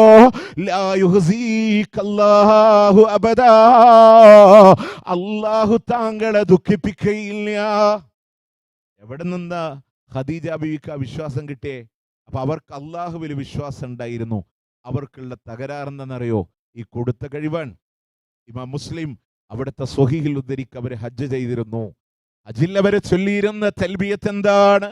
ലബ്ബൈക് അല്ലാഹുമ്മ ലബ്ബൈക് ലബ്ബൈക ലാ ശരീക ലക. അല്ലാഹുവേ നിന്റെ വിളിക്കിതാ ഉത്തരം നൽകിയിരിക്കുന്നു അല്ലാഹ്, നിനക്ക് യാതൊരു പങ്കുകാരുമില്ല അല്ലാഹ്. അത് പറയുമ്പോ മുത്തുനബി പറയും മതി മതി, അവിടെ നിർത്തിക്കോ, അവിടെ നിർത്തിക്കോ എന്ന് പറയും. പക്ഷെ അവരെ നിർത്തൂല്ല. അവര് പറയുന്നുണ്ട് ഇല്ലാ ശരീകൻ ഹുവ ലക തംലികുഹു വമാ മലക. ഒരു പങ്കുകാരനൊഴികെ ആ പങ്കുകാരന് സ്വന്തമായിട്ടൊരു കഴിവില്ല, നീ ഉടമപ്പെടുത്തി കൊടുത്തതായ കഴിവല്ലാതെ, നീ കൊടുത്ത കഴിവല്ലാതെ അവർക്കൊരു കഴിവില്ല. ഇതാ മക്ക മുശ്രിക്കുകൾ പറഞ്ഞത്. ആ വിശ്വാസം ശരിയല്ല എന്നാണ് അള്ളാന്റെ ഹബീബ് പറഞ്ഞത്. പിന്നെ മക്ക മുശ്രിക്കുകൾ പറഞ്ഞ രണ്ടാമത്തെ വാദം എന്നറിയോ? 39-ാം അധ്യായം സൂറത്ത് സുമറിലെ 3-ാമത്തെ ആയത്തിൽ അല്ലാഹ് പറയാ, മാ നഅബുദുഹും ഇല്ലാ ലിയുഖർരിബൂനാ ഇലല്ലാഹി സുൽഫാ. അല്ലാഹുവിലേക്ക് കൂടുതലായി ഞങ്ങളെ അടുപ്പിക്കാൻ വേണ്ടിയിട്ടല്ലാതെ ഞങ്ങൾ ഇവരെ ആരാധിക്കുന്നില്ല.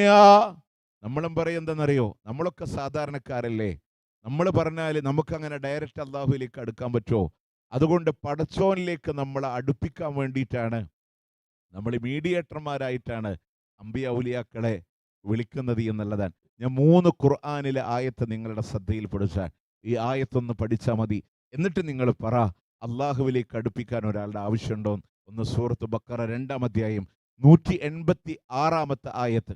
അല്ലാഹ് പറയാണ്, وَإِذَا سَأَلَكَ عِبَادِي أَنِّي فَإِنِّي قَرِيبٌ.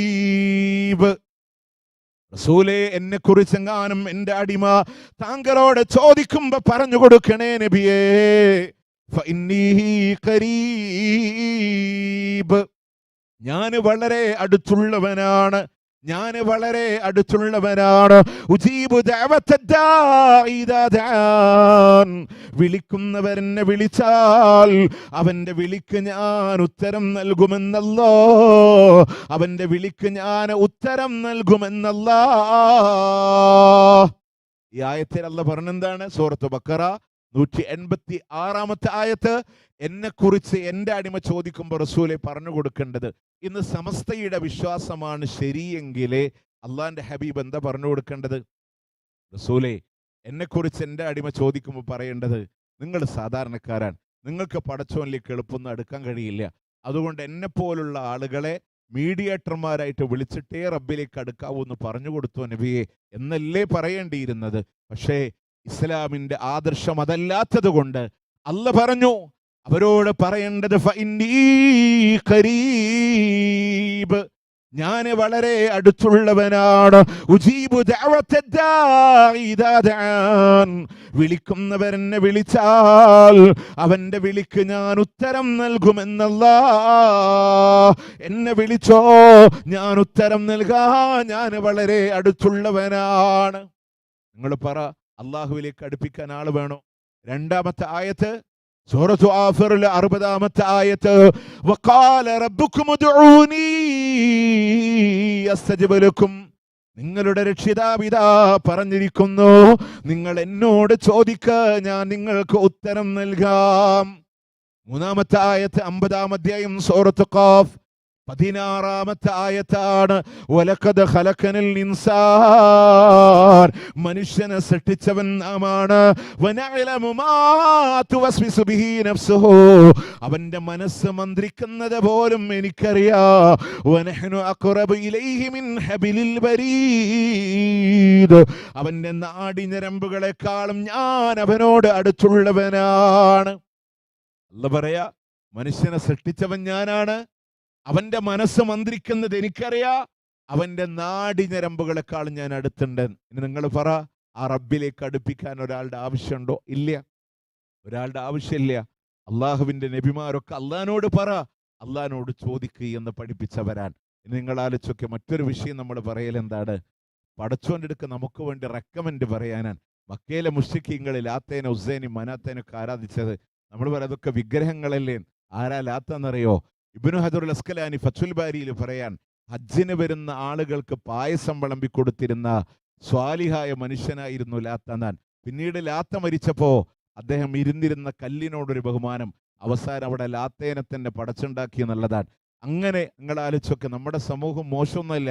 ഈ ബഹുമാനം ആദരവൊക്കെ മൂത്ത് നിങ്ങളൊക്കെ പുത്തരിപ്പാടത്ത്, പാലക്കാട് ജില്ലയുടെ പുത്തരിപ്പാടത്ത് വള്ളിയെ, നാട്ടുകല്ലിന് കല്ലിനെ, അതുപോലെ തന്നെ പഴനിയാർപാളയത്ത് വേപ്പുമരത്തെ ആരാധിക്കുന്നൊരു സമൂഹമായി ഉമ്മത്ത് മുസ്ലിം മാറിക്കൊണ്ടിരിക്കുമ്പോൾ ഞാൻ ഇപ്പോഴും ഓർക്കുന്നുണ്ട് 2006 മംഗളം പത്രത്തിൻ്റെ പിന്നെ ജൂലൈ മാസത്തിൽ ദിനേശ് പൂനത്ത് എന്ന് പറയുന്ന ഒരു അമുസ്ലിം ലേഖകൻ എഴുതിയത്, വേപ്പുമരത്തെ ആരാധിച്ചൊരു മുസ്ലിം ജമാഅത്ത് എന്ന് പറഞ്ഞിട്ടാണ് അദ്ദേഹത്തിൻ്റെ ലേഖനം അദ്ദേഹം എഴുതിയത്. നമ്മളിതൊക്കെ മനസ്സിലാക്കേണ്ടത്, ഇങ്ങനെ എന്തിനേയും ആരാധിക്കുന്നവരായി അതിനോടൊക്കെ ഏതെങ്കിലും ഒരു മണ്ണ് കണ്ട് അവിടെ വാരി, ഏതെങ്കിലും മരം കണ്ടാൽ അതിനെ മാന്തി. നമ്മൾ ഇന്നും സൗദി അറേബ്യയിൽ മദീനയിൽ സിയാറത്തിന് പോയാൽ, ഉഹദിന്റെ രണഭൂമിയിൽ പോയി അവിടെ ബോർഡ് കാണാം, ഇവിടെയുള്ള ശുഹദാക്കളോടോ സഹാബത്തിനോടോ നിങ്ങൾ ഇസ്തിആസ ചെയ്യാൻ പാടില്ല. കാരണങ്ങളൊക്കെ പറഞ്ഞിട്ട് അവസാനം പറയുന്ന ഒരു വാക്കുണ്ട്, ഇവിടുത്തെ മണ്ണ് വാരി ബറക്കത്തെടുക്കാൻ പാടില്ല. കാരണം എന്താണെന്നറിയോ? അതിന് അനുവാദം കൊടുത്താൽ ഉഹദ് മലൻ അവിടെ ഉണ്ടാവില്ല, ഒക്കെ മാന്തിക്കൊണ്ടുപോകും പാകിസ്ഥാനികൾ, ഇന്ത്യക്കാരൊക്കെ കൂടെ. അപ്പോൾ അത്രമേലെ എന്ത് കണ്ടാലും അതിനെ ആരാധിക്കുക, എന്ത് കണ്ടാലും അതിനോട് ചോദിക്കുക, അതിൽ ആരാണുള്ളത്, എന്താണുള്ളത് എന്ന് പോലും അറിയപ്പെടേണ്ടുന്നൊരു സാഹചര്യങ്ങൾ ഇല്ലാത്ത രൂപത്തിൽ ആരാധനകളിലേക്ക് സമൂഹത്തെ കൊണ്ടുപോകുമ്പോൾ നമ്മൾ പറയും, എന്തിനാ? പടച്ചോനിക്ക് ഞങ്ങൾ അടുപ്പിക്കാനാണ്. സൂറത്ത് യൂനുസിലെ 18 ആയത്തില് ഹൗലായി ശുഫാഉനാ ഇൻദല്ലാഹ്, ഇവരെ ഞങ്ങൾക്ക് വേണ്ടി അള്ളാന്റെ അടുക്കൽ റെക്കമെൻഡ് ചെയ്യാനാ, അള്ളാന്റെ അടുക്കൽ ശുപാർശ പറയാനാണ് ഞങ്ങൾ ഇവരെ ആരാധിക്കുന്നത് എന്നാണ്. നമുക്ക് പടച്ചോന്റെ അടുക്കൽ റെക്കമെൻഡ് പറയാനാണ് എന്ന് ചിന്തിക്കുന്നവരോട് നമ്മൾ ഈ ആയത്തുൽ കുർസിയൊക്കെ എല്ലാവരും ഓതണതാണ്. അതിൽ പറയണ ഒരു ആയത്തുണ്ട്, വാചകമുണ്ട്,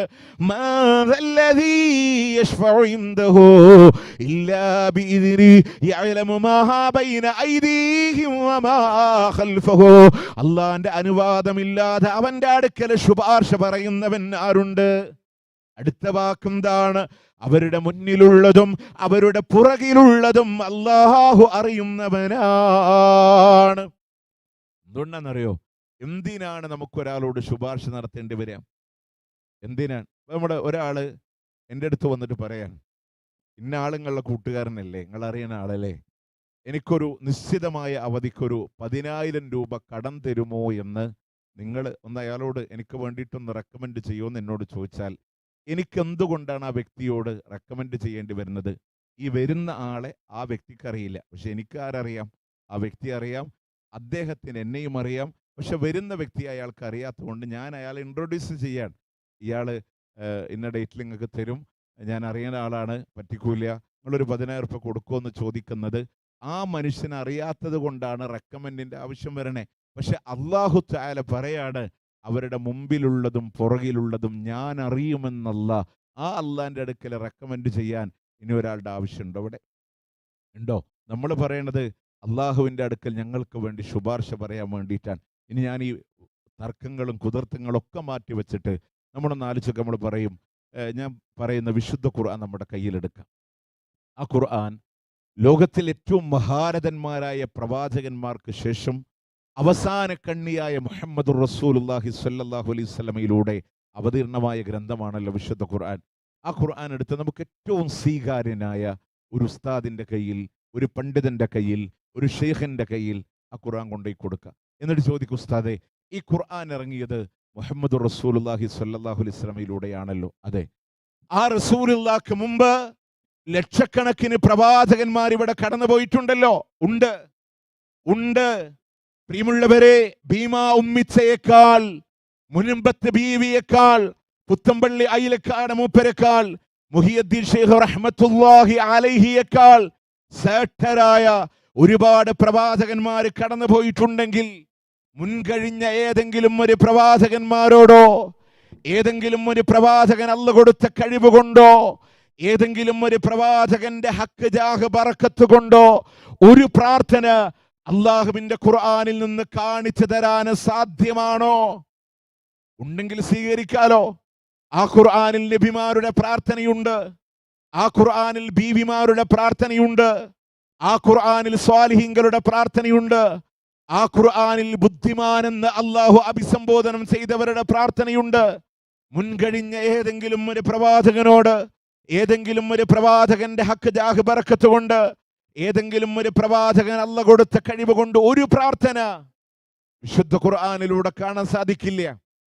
നേരെ മറിച്ച് അള്ളാഹിനോട് മാത്രമുള്ള പ്രാർത്ഥന, സ്ക്വയർ ഫീറ്റ് കണക്ക് പേപ്പറുണ്ടോ എഴുതിത്തരാൻ കഴിയും. 160-ലധികം വരുന്ന മുഴുവൻ പ്രാർത്ഥനകളും അള്ളാഹിന്റെ ഖുർആൻ പറഞ്ഞ അള്ളാഹിനോടാണ്. ഫാത്തിഹ മുതലെടുത്തോ, ഇഹ്ദിനസ് സിറാത്തുൽ മുസ്തഖീം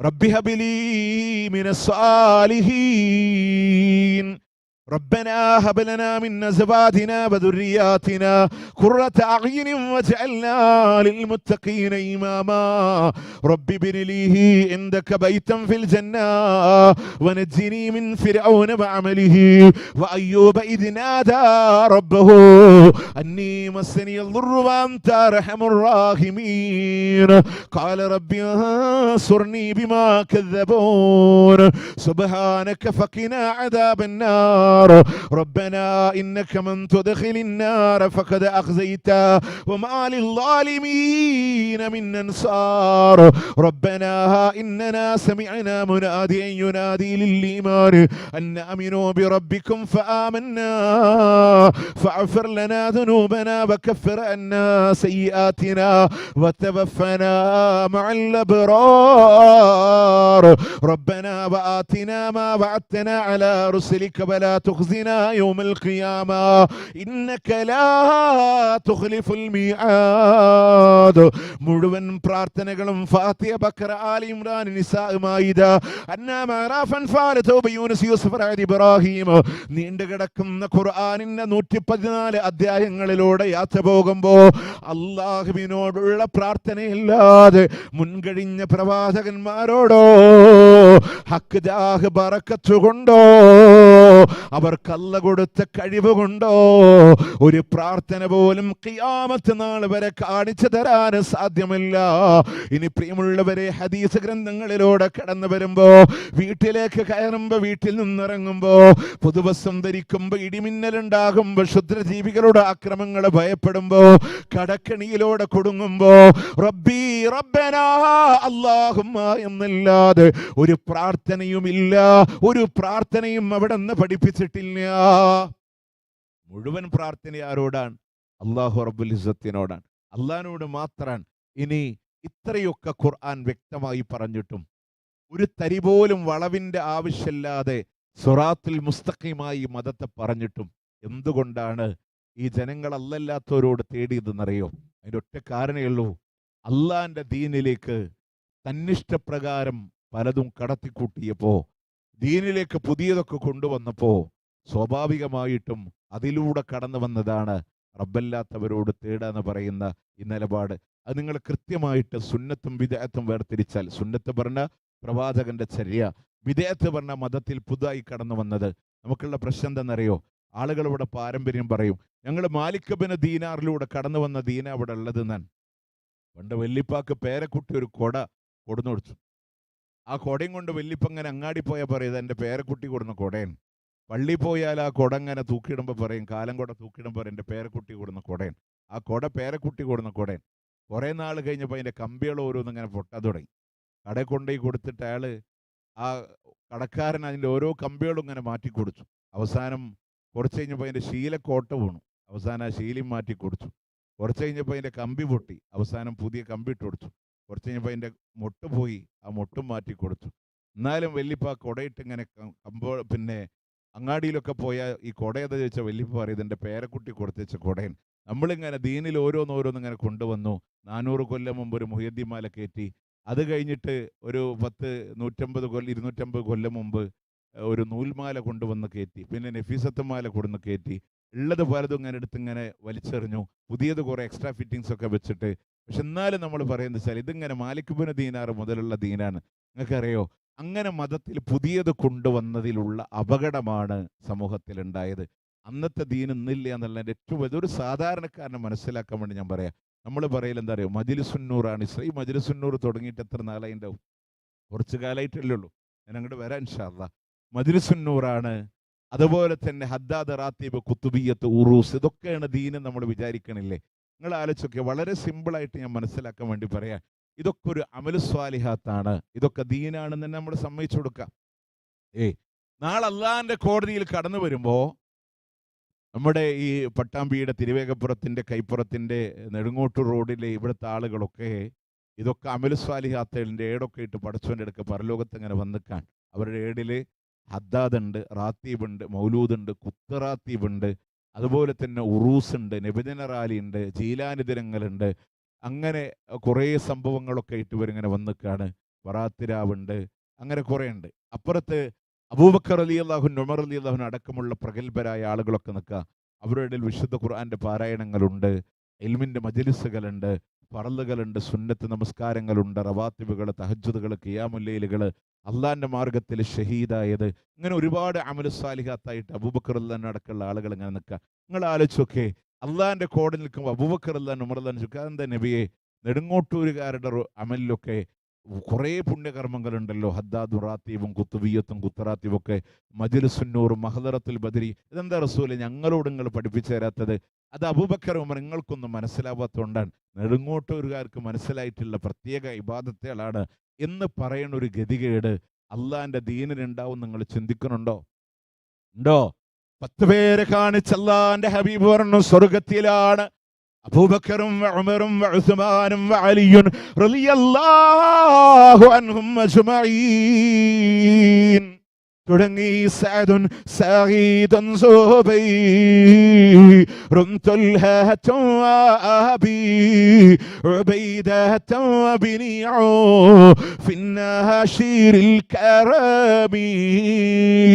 അള്ളാന്റെ ഹബീബിന്റെ നാവ് കൊണ്ട് സ്വർഗമുണ്ടെന്ന് പറഞ്ഞ 10ഓളം വരുന്ന സഹാബ, ആ 10 പേര് സ്വർഗത്തിലേക്ക് പോയിട്ടുണ്ടെങ്കിൽ അവരുടെ ദീനിനെ അനുധാവനം ചെയ്ത് അവരുടെ മാതൃക പിന്തുടർന്ന് നമുക്കും കൂടെ ആ സ്വർഗത്തില്. പക്ഷെ നമുക്ക് അതൊന്നും ദീനല്ല. നമ്മളുടെ ദീന് പുതിയതിങ്ങനെ കടന്നു വന്നതാണ്. ഇനി ഇതിന്റെ അപകടങ്ങൾ കൂടെ ഞാൻ പറയേണ്ടത്. റസൂലുള്ള പഠിപ്പിച്ച സുന്നത്തുകൾ നിങ്ങൾ എടുത്തോ, അള്ളാഹു അല്ലാത്തവരോട് ഒരു തേട്ടുണ്ടാവില്ല. ഇപ്പൊ സ്വലാത്ത് സുന്നത്തല്ലേ, അള്ളഹാനോടാണ്. പക്ഷെ പുതിയതുണ്ടാക്കിയപ്പോഴാണ് അള്ളാന്റെ പടപ്പുകളോട് വന്നത്. ഹുദ്ബിയദി കദാക റസൂലുള്ള പറഞ്ഞ ആരോടാ? അല്ലാഹുമ്മ സ്വല്ലി അലാ മുഹമ്മദിൻ വഅലാ ആലി മുഹമ്മദ്. അള്ളാഹുവേ മുഹമ്മദ് നബിക്ക് ഗുണം ചെയ്യണമെന്നാ. നമ്മൾ പുതിയതുണ്ടാക്കിയപ്പോൾ പടപ്പുകളുണ്ടാക്കി. ഞാൻ സാന്ദർഭികമായിട്ട് പറയാൻ, അതിപ്പോ മുജാഹിദേര് സലാത്തില്ലാത്തവരല്ലേ, മുത്തുനബീനെ സാധാരണ മനുഷ്യനാന്ന് പറയണവരല്ലേ. ഇത് പറയുമ്പോ ഈ ദാക്കൊക്കെ വല്ലാത്ത നീട്ടലാൻ. സാധാരണ മനുഷ്യനാക്കിയില്ലേ എന്നാൻ. നിങ്ങൾക്കറിയോ അള്ളാന്റെ ഹബീബിനെ വെറും ഒരു സാധാരണ മനുഷ്യനെന്ന് ആര് പറഞ്ഞോ? അവൻ ഇസ്ലാമിന്റെ പടിക്ക് പുറത്താണ് എന്ന് വിശ്വസിക്കുന്നവരാണ് മുജാഹിദുകള്. കാരണം അള്ളാന്റെ ഹബീബ് ആകാശലോകമായി ബന്ധമുള്ള നബിയാണ്, വഹിയുള്ള നബിയാണ്, മുഅ്ജിസത്തുള്ള നബിയാണ്. ആ റസൂലുള്ളാന്റെ വിയർപ്പിന് പോലും കസ്തൂരിയേക്കാൾ സുഗന്ധമുണ്ടായ സന്ദർഭങ്ങൾ ഉണ്ടായിട്ടുണ്ട്. എന്നിട്ട് നിങ്ങൾ എന്തിനാ മുടിപ്പള്ളീനെ എതിർത്തത്? അത് സാറേനെ കാണിച്ച് സൂറാനെ കെട്ടിക്കാൻ ഞങ്ങളെ കിട്ടൂല എന്നുള്ളതുകൊണ്ടാണ്. റസൂലുള്ളാന്റെ ഒറിജിനൽ മുടിയാണോ? ബറക്കത്തെടുക്കാൻ ഞങ്ങൾ ഉണ്ടാവും മുന്നിലെ. അള്ളാന്റെ ഹബീബിന്റെ ഒറിജിനൽ മുടിയാണോ? ബറക്കത്തെടുക്കാൻ ഞങ്ങൾ മുന്നിലുണ്ടാവും. അതുകൊണ്ട് പ്രിയമുള്ളവരെ, മുത്തനബീന് സാധാരണ മനുഷ്യനെന്ന് പറയുന്നവരെ ഞങ്ങൾ ഉൾക്കൊള്ളൂല്ല, ഞങ്ങളത് പറഞ്ഞിട്ടില്ല. രണ്ടാമത്തെ വിഷയം സ്വലാത്തില്ല. നമ്മൾ പറയുന്നു ധാരാളമായി സ്വലാത്ത് ചൊല്ലിക്കോ. എന്താ പ്രശ്നം എന്നറിയോ? കോഴിക്കോട് നിന്ന് പഠിപ്പിച്ച സ്വലാത്ത്, മലപ്പുറത്ത് നിന്ന് പഠിപ്പിച്ച സ്വലാത്ത്, കൂരിക്കുടി എന്ന് പഠിപ്പിച്ച സ്വലാത്ത്, നമ്മൾ പറഞ്ഞു അങ്ങനെ ഓരോരുത്തരുണ്ടാക്കിയ സ്വലാത്ത് നമുക്ക് വേണ്ട. ഖുർആനിന്റെ മനോഹരമായ ആയത്തിറങ്ങുമ്പോ ഇന്നല്ലാഹ വമലായികതഹു യുസല്ലൂന അലൻ നബി യാ അയ്യുഹല്ലദീന ആമനൂ സല്ലൂ അലൈഹി വസല്ലിമൂ തസ്ലീമാ. അല്ലാഹു മുത്തനബിക്ക് ഗുണം ചെയ്യുന്നുണ്ട്, മലക്കുകൾ ഗുണത്തിന് വേണ്ടി തേടുന്നുണ്ട്. വിശ്വാസികളെ ധാരാളമായി സലാത്തും സലാമും ചൊല്ലിക്കോ എന്ന് ആയത്തിറങ്ങുമ്പോ അള്ളാന്റെ ഹബീബിന്റെ മുമ്പിൽ സഹാബത്ത് വന്ന് ചോദിക്കുന്നുണ്ട്, കൈഫ നുസല്ലി അലൈക യാ റസൂലല്ലാഹ്, എങ്ങനെയാ സ്വലാത്ത് ചൊല്ലാനുള്ളത്? അല്ലാഹുമ്മ സ്വല്ലി അലാ മുഹമ്മദിൻ വഅലാ ആലി മുഹമ്മദ്. അല്ലാഹുവേ മുഹമ്മദ് നബിക്ക് നീ ഗുണം ചെയ്യണേ അല്ലാ, അവിടുത്തെ കുടുംബത്തിന് നീ ഗുണം ചെയ്യണേ അല്ലാ, ഇബ്രാഹിം നബിക്കും കുടുംബത്തിനും നീ ഗുണം ചെയ്ത പോലെ. അള്ളാഹിനോട് നബിക്ക് വേണ്ടിയിട്ടാണ്, നബിയോട് തേടാനല്ല. കോഴിക്കോട് നിന്നുണ്ടാക്കിയപ്പോൾ മാറി. ഹുദ്ബിയദി കദലാക ദഹീലതി വഅദ്രിക്നി യാ റസൂലല്ലാഹ്, എൻ്റെ കൈക്കൊന്ന് പിടിക്കണേ, എൻ്റെ സൂത്രമൊക്കെ ഇടുങ്ങിപ്പോയി, എന്നെ ഒന്ന് സ്വീകരിക്കണേ നബിയെ. ഇതാണ് റസൂലും സമസ്തയും തമ്മിലുള്ള വ്യത്യാസം.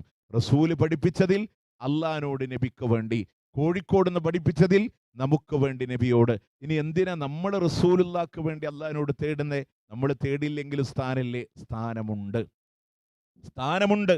എന്നിട്ട് നമ്മളോട് തേടാൻ പറഞ്ഞത് നമുക്ക് കൂലി കിട്ടാനാണ്, ഒരു സ്വലാത്തിന് 10 നന്മ കിട്ടാനാണ്, അതിലുപരി നമ്മളുടെ തൗഹീദിനെ ഉറപ്പിക്കാനാണ്. മുൻകഴിഞ്ഞ ഏത് പ്രവാചകന്മാരുടെ പേര് കേൾക്കുമ്പോ പറഞ്ഞോ അലൈഹിസ്സലാം, അവർക്ക് വേണ്ടി അള്ളാഹിനോട് അവരോട് തേടാനില്ല. മുത്തുനബിയുടെ പേര് കേൾക്കുമ്പോ പറഞ്ഞോ സല്ലല്ലാഹു അലൈഹി വസല്ലം, നബിക്ക് വേണ്ടി അള്ളാഹിനോട് നബിയോട് തേടാനില്ല. ലോകത്തിലെ ഏറ്റവും വലിയ ഔലിയാക്കളെ സ്വഹാബത്ത് ആണെങ്കിൽ അവരുടെ പേര് കേൾക്കുമ്പോ പറഞ്ഞോ റളിയല്ലാഹു അൻഹും, അവർക്ക് വേണ്ടി അള്ളാഹിനോട് അവരോട് തേടാനില്ല. അള്ളാഹിനോട് അവർക്ക് വേണ്ടി തേടാൻ. അതുകൊണ്ട് സ്വലാത്തുള്ളവരാ മുജാഹിദുകള്. സ്വലാത്ത് കച്ചവടാക്കുമ്പോ പുതിയ പുതിയ സ്വലാത്തുകളെ ഉണ്ടാക്കി നിർമ്മിച്ചു കൊണ്ടുവരുമ്പോ അതിനെ നമ്മൾ എതിർത്തുന്ന മാത്രം. ഇനി പ്രിയമുള്ളവരെ, അവിടെ തൗഹീദാൻ. ബാങ്കിൽ നമ്മൾ റസൂലുള്ളാഹിന്റെ പേര് കേട്ടില്ലേ? ബാങ്കിന് ശേഷമുള്ള പ്രാർത്ഥന ആരോടാ? ഇപ്പൊ നമ്മളുടെ നാട്ടില് റസൂലുള്ളാഹിന്റെ പേര് പറഞ്ഞൊരു വഅദ് നടന്നു എന്ന് വിചാരിക്കാം. അതിന്റെ അവസാനം എങ്ങനെ ദുആ ചെയ്യുക? അല്ലയോ പുന്നാഹാര നബിയേ, അവിടുത്തെ ഒരുപാട് മദ്ഹ് പറഞ്ഞും പാടിയുമുള്ള സദസ്സാണ്, ഇതിനെ വെറുതെയാക്കല്ല നബിയേ. ആരിതിന്റെ പ്രതിഫലം ആഗ്രഹിച്ച് അരയാഭരണങ്ങൾ, മാലകൾ, പാദസ്വരങ്ങൾ ഊരിത്തന്നവരുണ്ടോ? എല്ലാം അങ്ങ് കാണുന്നില്ലേ നബിയേ, സ്വീകരിക്കണേ നബിയേ. അങ്ങനെ പറയാ. റസൂലുള്ളാന്റെ പേര് പറഞ്ഞ് ഒരു വാള് പറഞ്ഞ റസൂലുള്ളാന്റെ പേര് മുഴങ്ങിയ ബാങ്കിന്റെ ശേഷമുള്ള പ്രാർത്ഥന ആരോടാ? നബിയോടാണോ?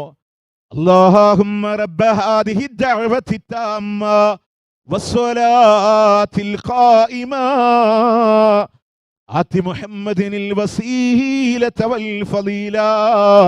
അല്ലാഹുവേ, പരിപൂർണമായ വിളിയുടെ നാഥ, മുഹമ്മദ് നബിക്ക് ഉന്നതമായ സ്ഥാനം നീ നൽകണേ അല്ലാ. ഇസ്ലാമിന്റെ സുന്നത്തിന് വന്നോ അല്ലല്ലാത്തവരോട് എവിടെയും കാണില്ല.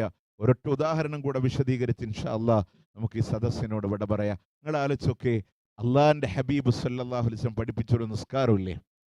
അത് മാത്രം നിങ്ങൾ പരിശോധിച്ചാൽ മതി. സമസ്ത, മുജാഹിദ്, ജമാഅത്ത് ആരും തടസ്സമില്ല. തബ്ലീഗുകാര് എല്ലാവരും അള്ളാഹിന്റെ പള്ളി കയറി നിസ്കരിക്കാൻ. നിസ്കാരത്തിൽ കൈകെട്ടി അല്ലാഹു അക്ബർ, എല്ലാവരും അങ്ങനെ കൈകെട്ടി. വജ്ജഹ്തു വജ്ഹിയ ലില്ലദീ ഫതറ അസ്സമാവാതി വൽ അർള ഹനീഫൻ മുസ്ലിമാ. അല്ലാഹുവേ, നിന്നിലേക്ക് ഞാൻ നേരിട്ടിരിക്കുന്നു അല്ലാ. അതല്ലെങ്കിൽ അല്ലാഹുമ്മ ബാഇദ് ബൈനി എന്ന ദുആയാണെങ്കിലോ, ഹനഫി മദ്ഹബുകാരന്റെ സലാ ആണെങ്കിലോ, ചോദിച്ചതാരോട്? അല്ലാഹുവോട്. ഇന്ന സ്വലാത്തി വനുസുകി വമഹിയായ വമമാതി ലില്ലാഹി റബ്ബിൽ ആലമീൻ. എന്റെ നമസ്കാരമില്ലയോ, എന്റെ മറ്റുള്ള ആരാധനാ കർമ്മങ്ങളില്ലയോ, എന്റെ ബലികർമ്മങ്ങളില്ലയോ, എന്റെ ജീവിതവും എന്റെ മരണവും അല്ലാഹു റബ്ബുൽ ഇസ്സത്തിനുള്ളതാണ്. എന്റെ ബലികർമ്മങ്ങൾ ആർക്കാ? അവിടെ മൊയ്തീൻ ശൈഖിന്റെ പോത്തില്ല, ബദരീങ്ങളുടെ ആടില്ല, മമ്പുറത്തെ കോഴിയില്ല. വനുസുഖിഹി വമഹിയായ വമമാതി ലില്ലാഹി റബ്ബിൽ ആലമീൻ. എല്ലാവരും അതല്ലേ പറയണേ? അത് കഴിഞ്ഞ അഊദു ബില്ലാഹി മിനശ് ശൈത്വാനിർ റജീം. ശൈത്താനിന്റെ ശർറിൽ നിന്ന് അല്ലാഹ് നിന്നോട് കാവൽ ചോദിക്കുന്നു അല്ലാ. കുറെ ആൾക്കാർ മജ്ലിസുൻ നൂറിന് പോയിട്ടുണ്ടല്ലോ. അവിടെ എന്താ പറയാ? ദാഹം ബൗത്തത് കൂട്ടിയിടും, ഇബ്ലീസ് കൂസിനെ കാട്ടിയിടും, നേരം ലഈനവനാട്ടുവാൻ ബദരീങ്ങളാൽ ചുണറബ്ബനാ. മരിക്കുന്ന നേരത്ത് ഇബ്ലീസ് വെള്ളം കൊണ്ടുവരുമ്പോ ബദരീങ്ങളുടെ കാവല് തരണേ പഠിച്ചോനെ. ഇന്നിപ്പോ നമുക്ക് സമയപരിമിതികളുണ്ട്. നിങ്ങൾ ആലോചിച്ചൊക്കെ, ഒരുപാട് മൗലിദുകളെ കോട്ടയത് ഞാൻ എൻ്റെ ഫോണിൽ അത് ഫീഡ് ചെയ്ത് വെച്ചിട്ടുണ്ട്. കാരണം ഏതൊക്കെ മൗലിദുണ്ടോ, ഏതൊക്കെ ബൈത്തുണ്ടോ, അതിൽ ആരുടെ പേരിലാണ് അവരോടൊക്കെ മരിക്കണ നേരത്ത് കാവൽ ചോദിക്കാൻ. പണ്ട് പിന്നെ NP-യുടെ പ്രസംഗത്തിൽ അദ്ദേഹം പറയുന്നുണ്ട്, ഹജ്ജ് കഴിഞ്ഞിട്ട് ആളുകൾ മടങ്ങി കപ്പലിൽ ലോഡ് കൂടിയപ്പോൾ ലഗേജ് മാക്സിമം കടലിൽ കയറിയാൻ വേണ്ടി പറഞ്ഞു. കാരണം കപ്പല് കാറ്റിലും കോളിലൊക്കെ അങ്ങനെ പെട്ടിരിക്കുകയാണ്. ആ സമയത്ത് ഒരുത്തനിങ്ങനെ ബേജാറായിട്ട് വിളിക്കണം, എൻ്റെ ബദരീങ്ങളെ. അവരോട് മറ്റൊരാൾ വന്ന് പറഞ്ഞു കൊടുക്കാൻ. അല്ലെങ്കിൽ തന്നെ കപ്പലിൽ വെയിറ്റ് കൂടിയിട്ടാണ്, വെയിറ്റ് പോലെ ആയിക്കോടഞ്ഞപ്പോൾ 300 ചില്ലാൻ ആൾക്കാരും കൂടി കപ്പലിക്ക് വിളിച്ചാൽ കപ്പലിൻ്റെ അവസ്ഥ എന്താവും എന്ന് പറഞ്ഞ പോലെ നമ്മൾ സാധാരണഗതിയിൽ ആൾക്കാർ ഈ മരിക്കണ നേരത്തെ ആരുടെ പേരിലാണ്. ഇന്നൊരു സമസ്തക്കാരൻ ഇതൊക്കെ ചെല്ലണ സമസ്തക്കാരൻ മരിക്കാൻ നിന്നാലോ എൻ്റെ വീട്ടിൽ സ്ഥലം ഉണ്ടാവില്ല. കാരണം 300 ചില്ലാന ബദരീങ്ങൾ, മമ്പുറത്തെ തങ്ങൾ, മുഹമ്മദ് നബി, ബുർദയിൽ മുഹമ്മദ് നബിയോട് ചോദിക്കാനുണ്ട്. അതുപോലെ തന്നെ മഞ്ഞക്കുളം വലിയ നഫീസത്ത് ബീവി, ഈ പറഞ്ഞ ആൾക്കാർ മറിയം ബീവി, ഇങ്ങനെ കുറേ ആൾക്കാർ എല്ലാവരും കൂടെ വന്ന് സ്ഥലം ഉണ്ടാവില്ല. കുറേ ഉണ്ട്. ആരുടെ പേരിലാണ് അവരോടൊക്കെ ചോദിക്കാനുണ്ട്. ഞാൻ പറഞ്ഞത്, മരിക്കണ നേരത്തെ ബദരീങ്ങളുടെ കാവൽ തരണേന്ന. സത്യത്തിൽ നിങ്ങൾക്കറിയോ, ഇത് ഒരാൾ ഇവിടം ചെല്ലുക, ദഹം മൗത്തത് കൊട്ടിടും, ഇബ്ലീസ് കോസിനെ കാട്ടിടും, നേരം ലഹീനവനാട്ടുവാൻ ബദരീങ്ങളാൽ ചുണറബ്ബനാ. മറുപടി ലാ ഇലാഹ ഇല്ലല്ലാഹു, ലാ ഇലാഹ ഇല്ലല്ലാഹ്. അല്ലല്ലാതെ യാതൊരു ആരാധ്യനുമില്ല. മറ്റു മറുപടി പറഞ്ഞു കൊടുക്കാൻ അതെങ്കിലും ഒന്ന് ഉൾക്കൊണ്ടിരുന്നെങ്കിൽ കുറെ നന്നാവില്ലേ മനുഷ്യന്മാര്. എന്നിട്ട് അത് കഴിഞ്ഞിട്ട് നിങ്ങളൊക്കെ മരിക്കണ നേരത്ത് കാവൽ ചോദിക്കാൻ. നിങ്ങൾക്കറിയോ, സാക്ഷാൽ ബദറിന്റെ രണഭൂമിയിൽ പങ്കെടുത്ത ആളാണ് ഇബ്ലീസ്. 300 ചില്ലാനം വരുന്ന ശുഹദാക്കളെ കണ്ട്, ബദരീങ്ങളെ കണ്ട് ഇബ്ലീസ് ഓടിയില്ല. പിന്നെ ഇബ്ലീസ് ഓടിയത് എപ്പോഴാണെന്നറിയോ? ആകാശത്ത് നിന്ന് റബ്ബിന്റെ മലായിക്കത്തുകൾ അടരാടുന്നത് കണ്ടപ്പോ ഇന്നീ ഞാൻ അള്ളാനെ പേടിക്കുന്നു എന്ന് പറഞ്ഞുകൊണ്ടാണെങ്കിൽ ഇബ്ലീസ് പേടിച്ച അള്ളാനോട് ഇബ്ലീസിന്റെ ഷറിൽ നിന്ന് കാവൽ ചോദിച്ചോ? ഇബ്ലീസിന്റെ ഷറിൽ നിന്ന് കാവൽ ചോദിച്ചോ? മജ്‌ലിസുന്നൂറിന് ഓടുന്നവരെ, പോകുന്നവര്, ഒന്നുകൂടെ മനസ്സിനോട് ഇരുത്തി ചിന്തിക്കാൻ, ശരിയാണോ അല്ലയോ എന്ന് മനസ്സിലാക്കാൻ. എല്ലാവർക്കും അറിയാവുന്ന സൂറത്തല്ലയോ സൂറത്തുന്നാസ്. ഖുൽ അഊദു ബിറബ്ബിന്നാസ് മലിക്കിന്നാസ് ഇലാഹിന്നാസ് മിൻ ശർരിൽ വസ്വാസിൽ ഖന്നാസ് അല്ലദീ യുവസ്വിസു ഫീ സുദൂരിന്നാസ്. മനുഷ്യ മനസ്സിൽ ദുർമന്തം നടത്തി പിന്മാറിക്കളയുന്നവനായ ശൈത്താനിന്റെ ഷർറിൽ നിന്ന് ആരോടാ കാവൽ ചോദിക്കാനുള്ളത്?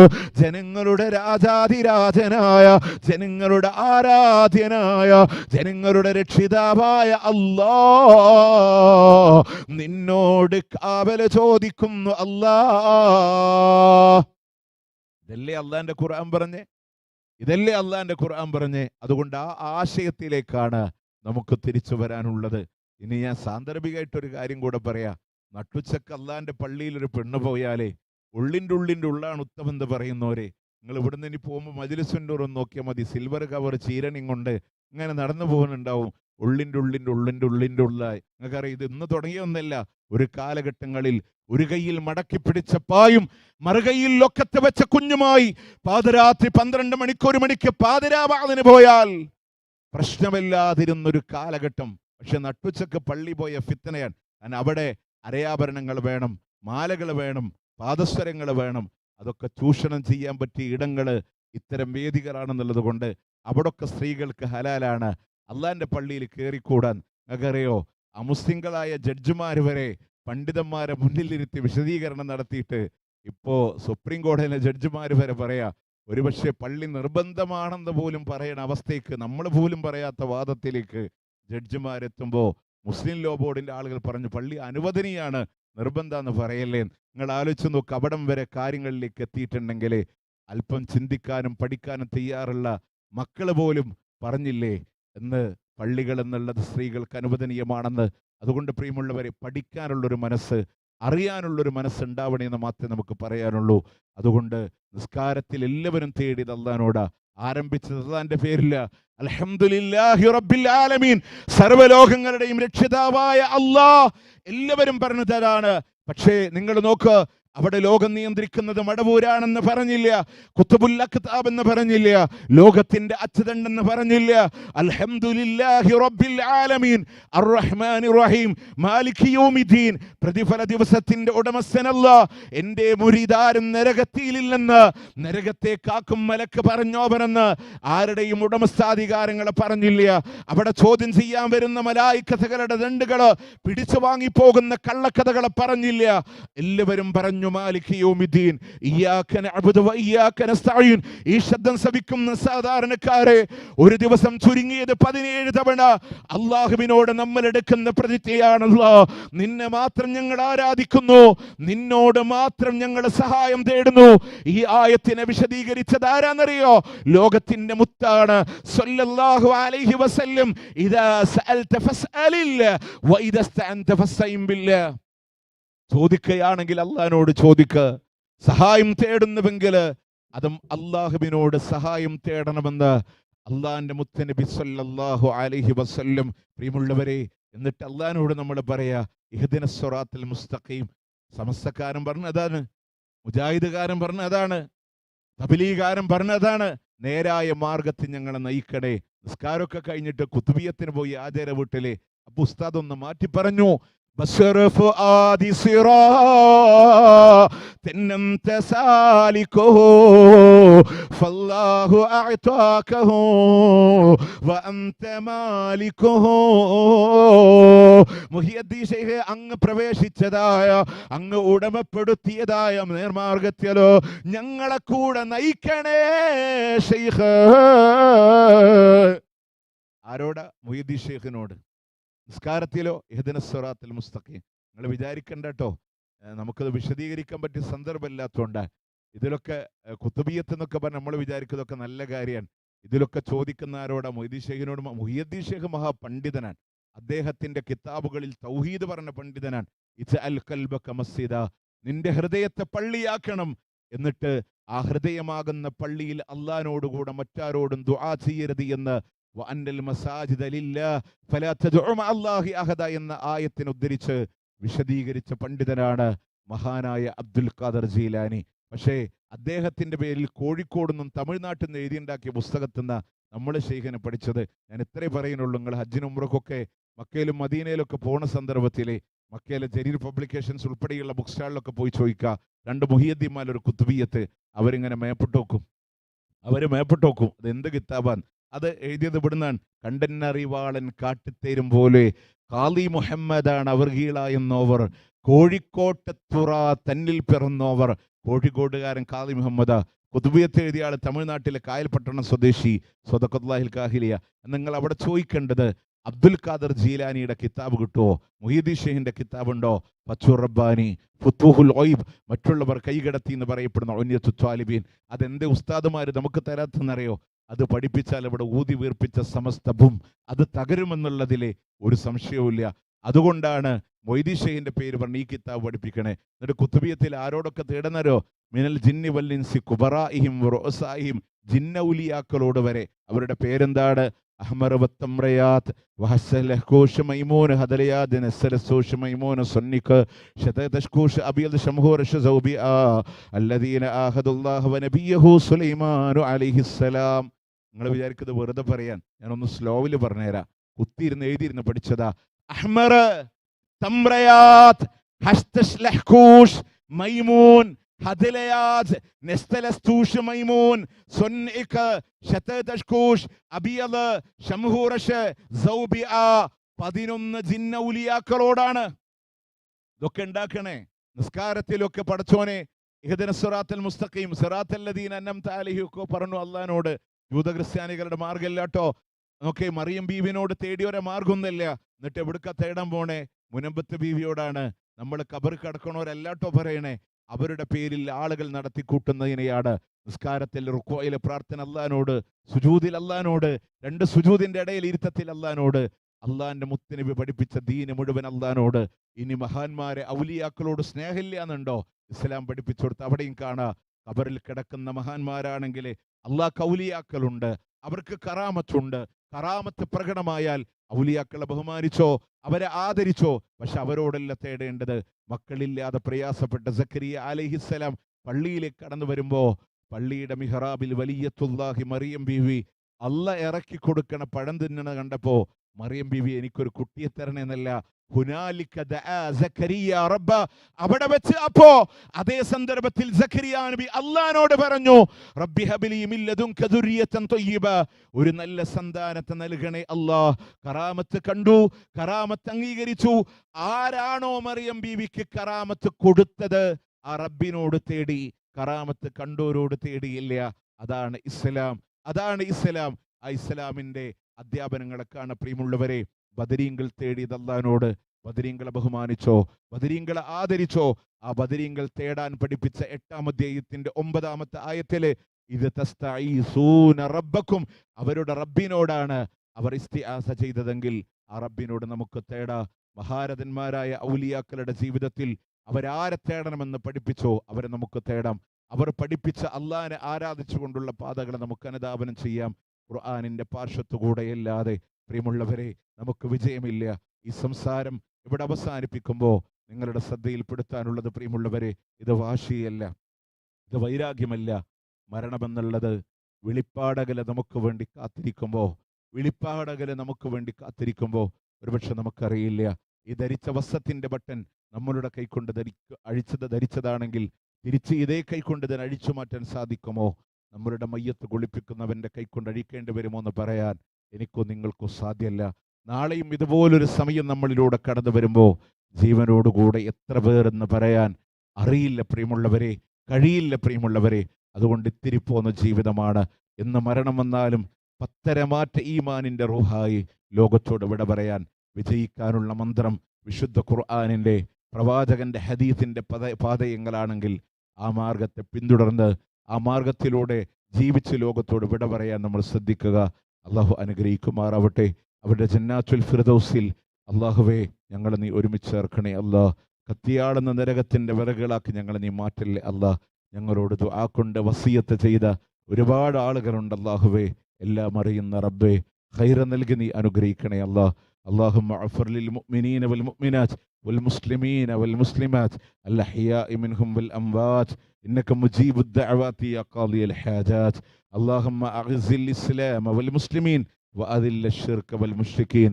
اللهم انصر إخواننا المسلمين المضاعفين المجاهدين في فلسطين. اللهم انصر إخواننا المسلمين في فلسطين وفي رفح وفي غزة وفي لبنان. اللهم كن لهم نصيرا ولا تكن عليهم. اللهم ارحم موتاهم واشف مرضاهم وتقبل شهداءهم. اللهم افتح المسجد الأقصى. اللهم لا تسلط علينا من لا يرحمنا. اللهم ربنا آتنا في الدنيا حسنة وفي الآخرة حسنة وقنا عذاب النار. ربنا تقبل منا ربنا تقبل منا ربنا تقبل منا إنك أنت السميع العليم وتب علينا إنك أنت التواب الرحيم واغفر لنا يا غافر المذنبين. وصلى الله على نبينا محمد وعلى آله وصحبه أجمعين.